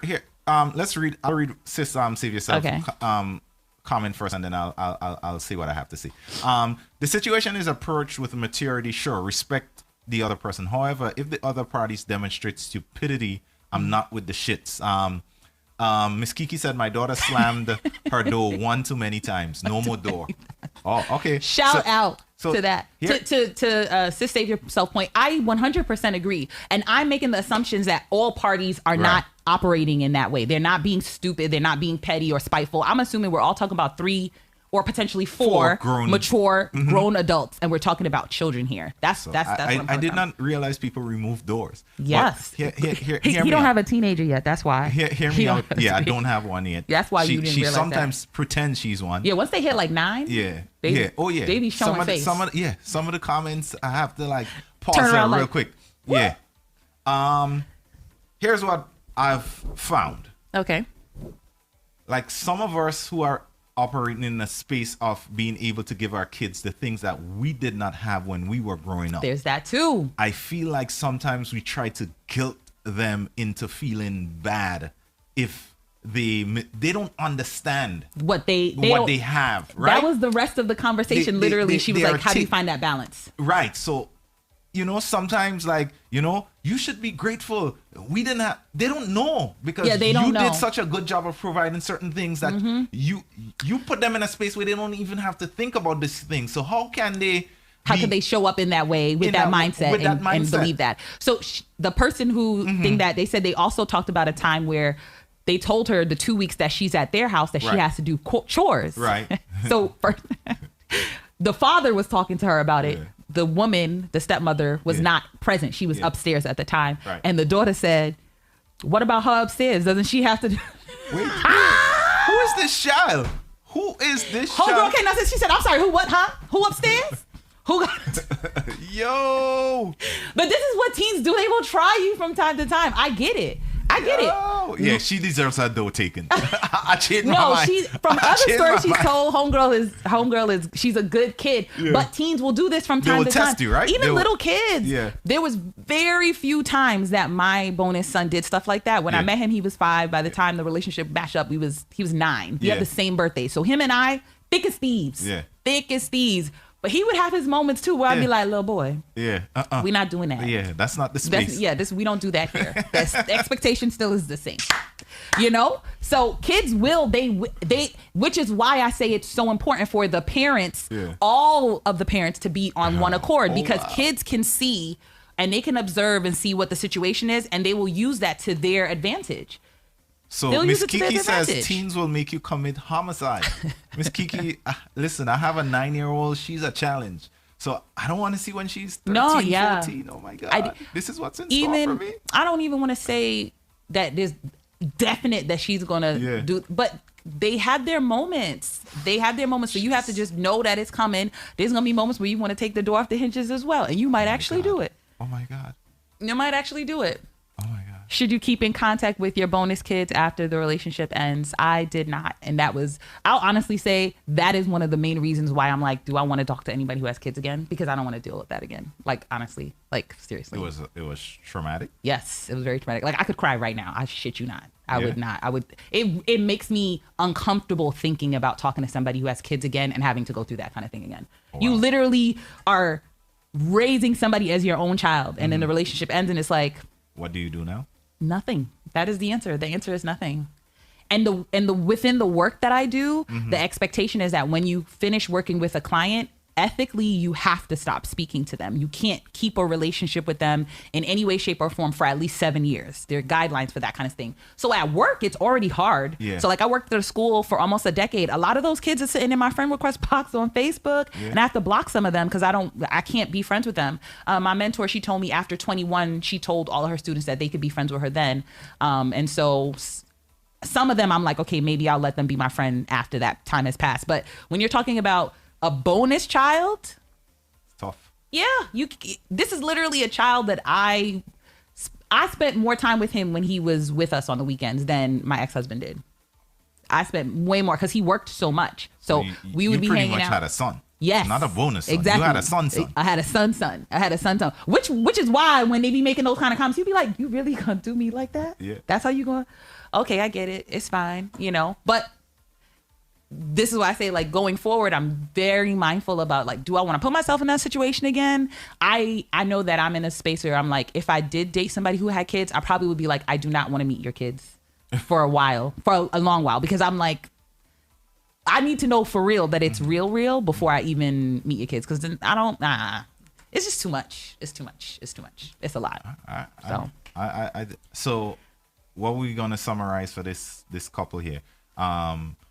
She needs to let him know. Yeah, she needs to let her husband know. Should she give him an ultimatum? No, I don't think. You're married. What is the ultimatum going to be? You need to stop or I'm leaving. Yeah. You're married. Sorry, it doesn't work like that. Okay. This is something that you guys are going to have to work through. I mean, if you need to take it to a space of, this is how it's hurting me, this is what I feel about it, da da da da da. And again, I'm of the mindset too, like, if you are with a partner and they're telling you, this is something that bothers me, this is something that I have a lot of feelings about, even if you don't understand, you should take real consideration about whether or not you want to continue doing that thing. And I think in this instance, your kids are old enough, if your wife was to say, I'm not comfortable with that, for you to stop. Your kids are more than old enough for you to have to do that. I can understand you wanted to be able to drop your daughter to school every day. You can keep doing that. You don't need to drop your ex-wife to the airport all the time. You don't need to go over there to fix everything. No. Sorry.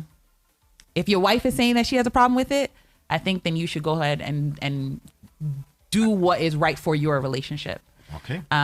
Sis Saves Yourself says, can we touch on that? Why do men leave their children with the girlfriend on their weekend? I see it more often than not. I know that it does happen, which when we first started dating, I didn't do it because I was just like, that's the time that you're supposed to be. But when we were married, you didn't have a choice. Yeah, when we were married and when we were like years into the relationship, he did a job that is like almost 24 hours a day. And so if he had to go at nighttime, like I would sleep over.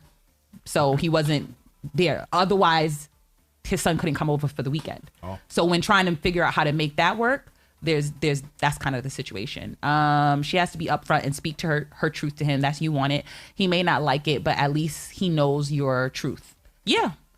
I think that's the only ultimatum. Like you have to tell your husband and y'all have to figure it out. I do not think this is a reason to leave or get a divorce. Right. But I do believe that this can be a huge issue in relationships if you don't have mature people who are understanding that their relationship comes first. Sorry. Your kids is grown. They at the age where they not even think about you like that no more. All right. Listen, I will keep that hinges off the door thing in my arsenal. Keep it in the back pocket. Yeah, keep it in the back pocket. I gonna share a picture. I got permission. Before he shares a picture, thank you to all of you in the comments who shared your information about your own situations. I appreciate that.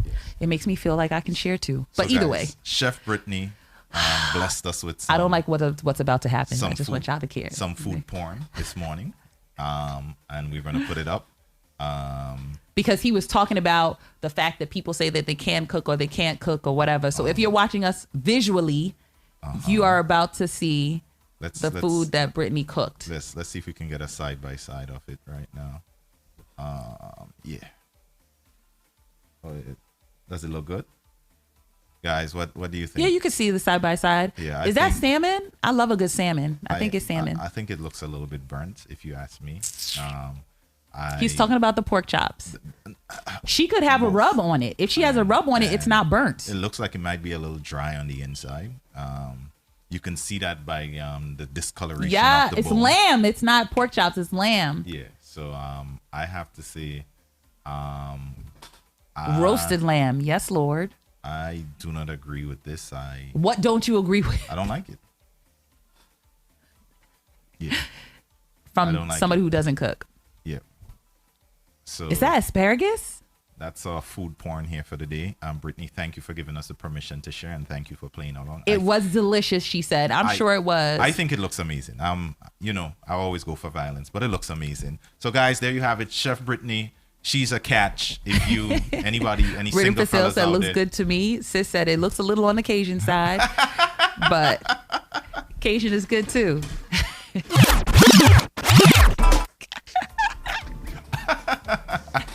I was thinking it probably got some rub. Alamon said looks great. Everybody says it looks delicious. All right. And she said it was delicious. And so that's all I need to hear. So Brittany, let me know when you cook it at your house too. Thank you for playing along, Brittany. Thank you. Because he tried to choose violence. He tried to be a terrible person. It looks nice. Hopefully I can one day, I thought so. She said there's rub on it. That's what I was thinking. I was like, there's probably rub on it. Yeah. And a good rub? Oh, Jesus. I mean, both. A good rub on your meat. Oh, yeah. And oh, 3 times. 3 times. A good rub on your meat. A good rub on your meat. A good rub on your meat. A good rub on your meat.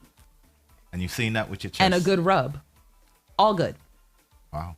Okay.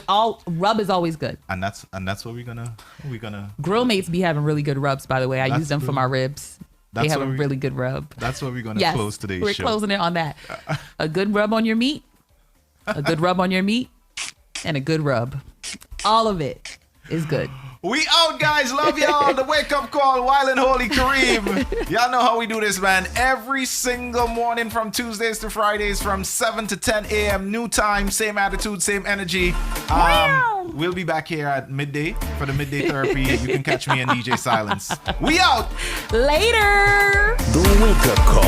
Now live on the best entertainment has to offer. Good music, good times. Where the culture lives. Edgy, witty, and raw. Yep, this is the wake up call. Good morning.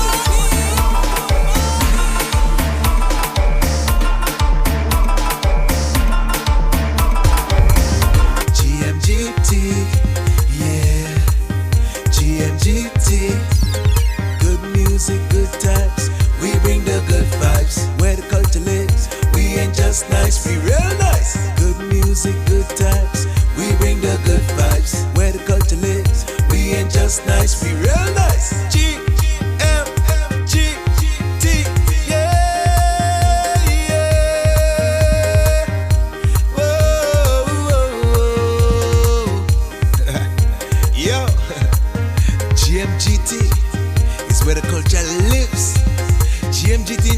vibes, they full of real vibes. So keep it locked. I said to keep it locked.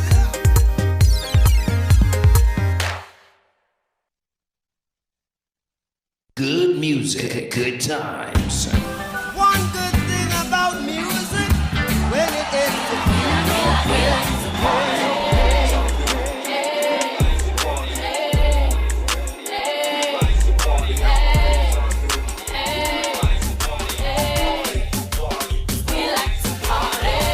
Good music, good times. Delivering the best.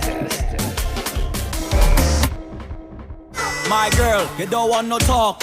Young Chow, tell the boy that you don't want no talk. DJ Young One thing you want. What? One thing. Is that what you want? One thing you want. You don't want no talk. She want the whole amount. She want the whole amount. She want the whole amount. Have nothing else to talk about. She want the whole amount. She want the whole amount. She want the whole amount. Bend your back and start rock out. Small thing, she don't want that.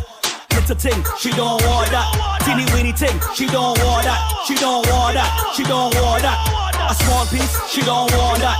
A little piece, she don't want that. A teeny weeny piece, she don't want that. She don't want that. She don't want that. She want the whole amount. She want the whole amount. She want the whole amount. Have nothing else to talk about. She want the whole amount. She want the whole amount. She want the whole amount. Bend your back and start rock out. Tell him you don't want a little bit. You want all of it. Tell the boy to work hard at it. You don't want no counterfeit. My girl, just bend for it. Bend for it. Bend for it. All of it. Bend for it. Bend for it. Bend for it. All of it. She want the whole amount. She want the whole amount. She want the whole amount. Have nothing else to talk about. She want the whole amount. She want the whole amount. She want the whole amount. Bend your back and start rock out.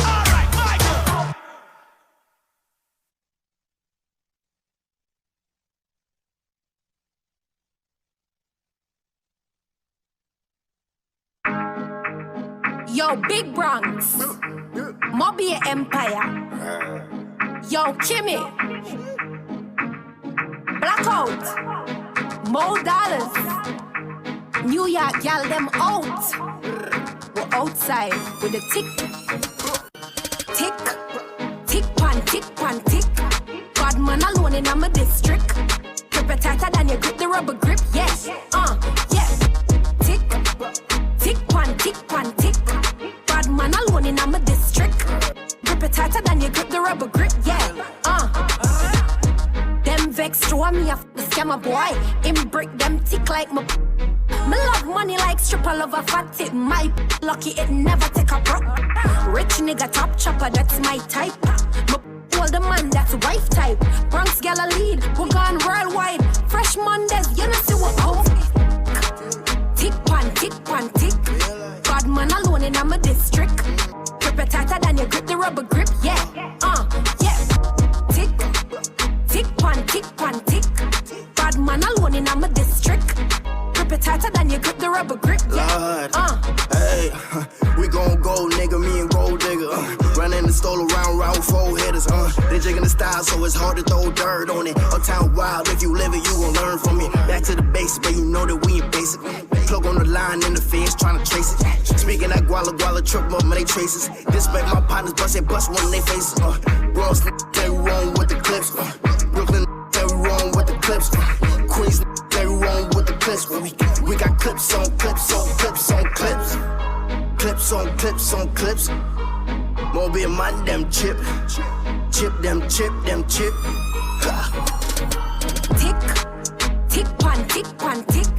Bad man alone in my district. Grip it tighter than you grip the rubber grip, yeah. Yeah. Tick pan, tick. Bad man alone in my district. Grip it tighter than you grip the rubber grip, yeah.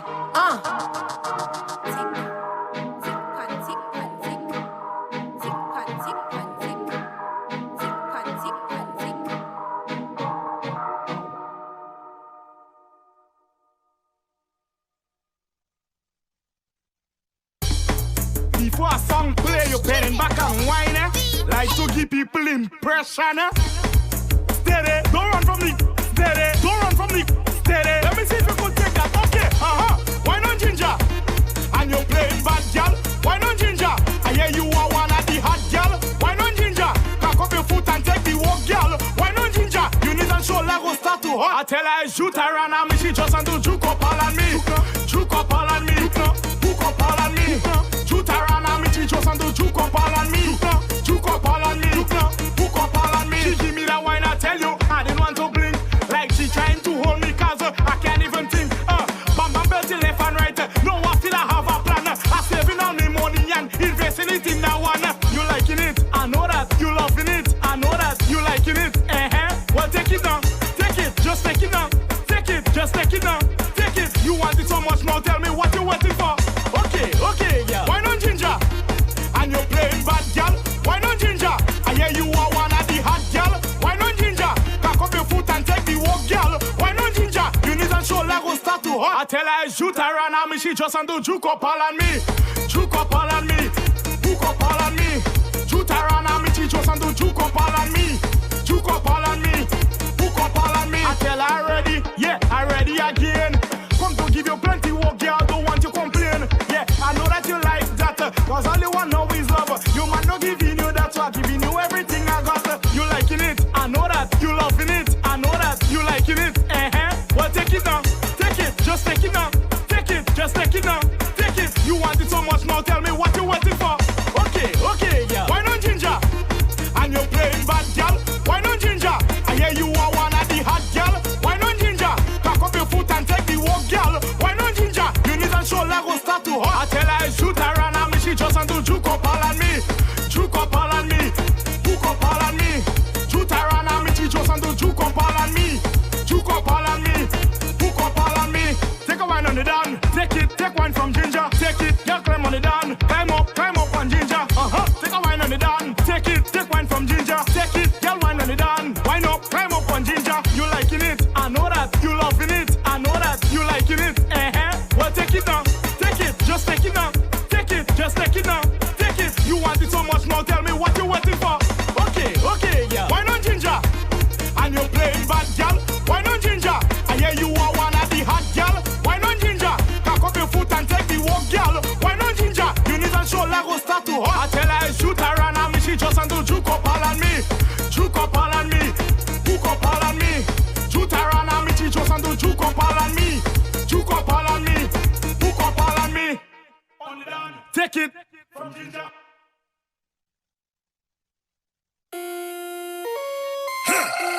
Black boy, diamonds, them cute boom patches. Yeah, my girl, let me give you something to wine to. Hey, it's the bend for me.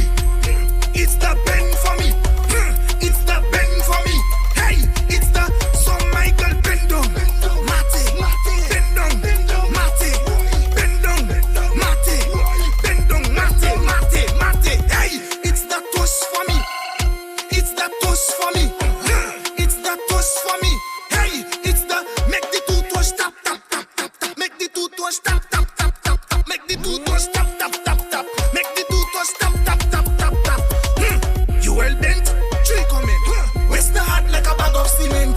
More position that you invent. Girl, you are come like a new element. Touch the road, more likes. Girl, do it, just do it like Nike. Tell a girl, take a hike. Girl, come right on the bike. My girl, hey, it's the bend for me. It's the bend for me.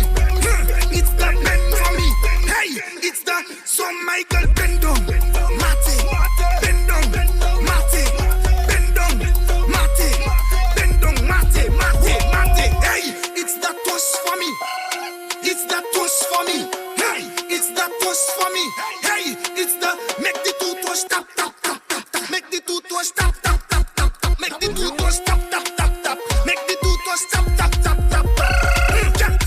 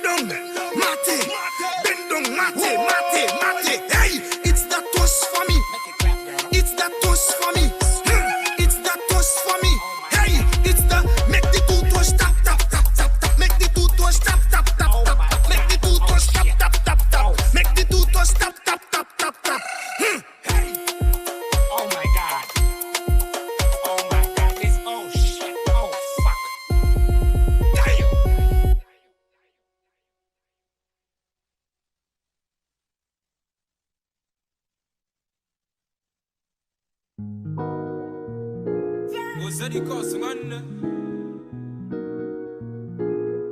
Another banger. Make a pom, make a pom, pom, pom, make a pom, make a keep a pom, pom, pom. Your body kakara, make a pom, pom, pom. On a make it. Kilo fait, I'm a dead chocolate. Fine, fine, oh, packet. Watch your love for like it. Why not more, your body, chocolate. Push it in, yeah, in my dick. Kabalo, see, leg, kilo fait. Why now, my lady? Tell me what's in there, your body. I'm a damn easy, baby. Why you want to give me control? If you want to get already, I'ma make up my you. I'ma need talk and you. I go my you. I'ma need talk and you.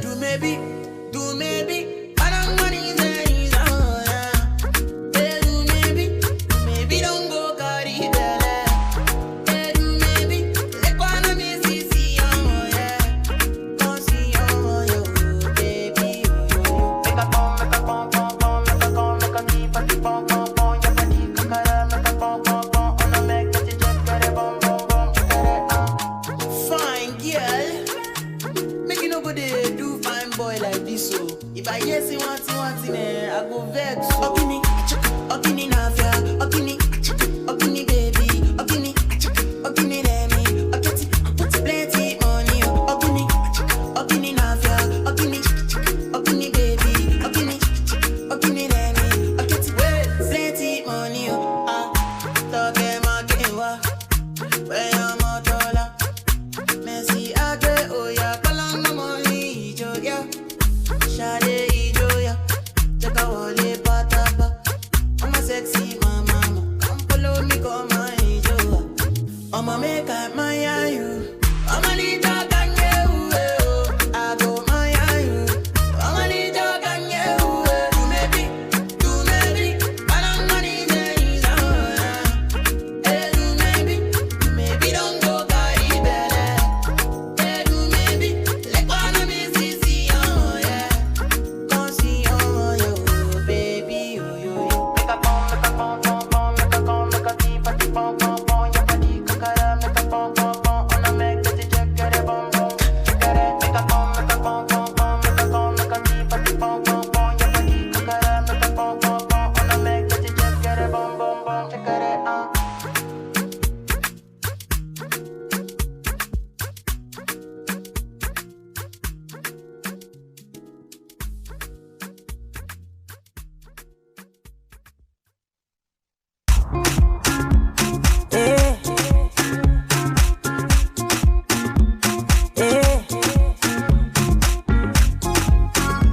Baby, fresh on the beat and it's killing them all, of course. It's killing them all, of course. Make we scatter this place tonight. Dance and sweating like in a fight. We must settle this thing tonight, yeah. Come, let us catch some feelings for night, yeah. And if you tell me, say make a bello. I don't go waste time but to do like so. Everybody me Joe, disco, yeah. This loving, no be chop and go, hey. Now because of you, I get to goosebumps all over.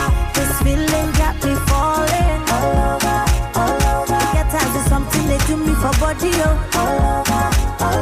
I make we spend this money, all over. Hey. Now because of you, I get to goosebumps all over. This feeling got me falling all over. Get times is something they do me for body, all over. I make we spend this money, all over. This one like Julie and Romeo. Original Bongolo Popo. Say na me where you make from Choco. Love me jeje, love me tender, yeah. And if you tell me, say make a bello. I don't go waste time but to do like so. Everybody me Joe, disco, yeah. This loving, no be chop and go, hey. Now because of you, I get to goosebumps all over.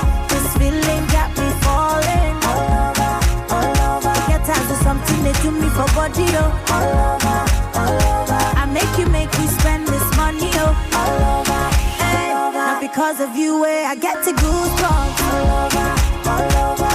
This feeling got me falling. All over, all over. Get tired of something they do me for body, oh. All over, all over. I make me spend this money, oh. All over, all over. And my baby for life, for life, for life. I wanna wake up by your side, for life, for life. Do some crazy things for life, for life, for life. Now me and you for life, for life, for life. Because of you I get to go all over, all over. This feeling got me falling all over, all over. Get tired of something they do me for body, oh. All over, all over. I make me spend this money, oh. All over, hey. Now because of you, I get to goosebumps. All over, all over. This feeling got me falling. All over, all over. Get tired of something they do me for body, oh. All over, all over. I make me spend this money, oh. All over, all over.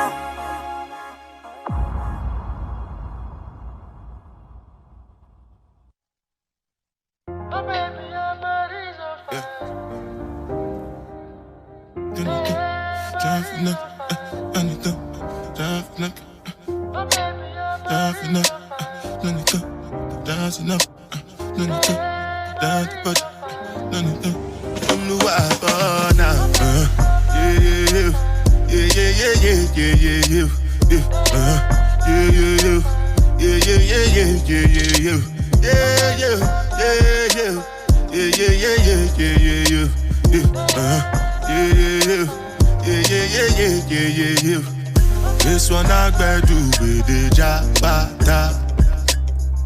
Me, I no get time, I did da. Dada cover my face, calling me la bada. Biggie man, we know they wear abada. Tell me, what's it gon' G-Wagon, all depend. The girl them, ride the whip. I no fit, die for nothing. What's it gon' be? G-Wagon, all depend. The girl them, ride the whip. I no fit, die for nothing. Make you no say anything when you do, they must commend it. I can't come and keep myself. So anything when they do, I they try to do on my way. I can't come and keep myself. Plenty so far we face. Just to make sure money day. But my people then go say I know one buy, I know one die, I know one payment. I want enjoy, I want job life, I want buy motor, I want build house, I still want to know. Tell me, what's it gon' G-Wagon, all the Bentley, the girl them, ride the whip, I no fit, die for nothing. What's it gon' be? G-Wagon, all the Bentley, the girl them, ride the whip, I no fit. Different things them happening, schemes and packaging. In a one night for shows I'm juggling. Flow like the ocean, my boat I'm paddling. Sharashina Pella, that's my bro, my family. Frozen dreams. When it comes to money, I did concentrate. Make I tell you straight, you are not my mate. If you become, you shall not be head of state. But my people then go say, I know one buy, I know one die, I know one payment. I want enjoy, I want job life, I want buy motor, I want build house, I still want to know. Tell me. What's it gon' be? G-Wagon, all the Bentley. The girl them, ride the whip. I no fit, die for nothing. What's it gon' be? G-Wagon, all the Bentley. The girl them, ride the whip. I no fit, die for nothing. Oh no, I now.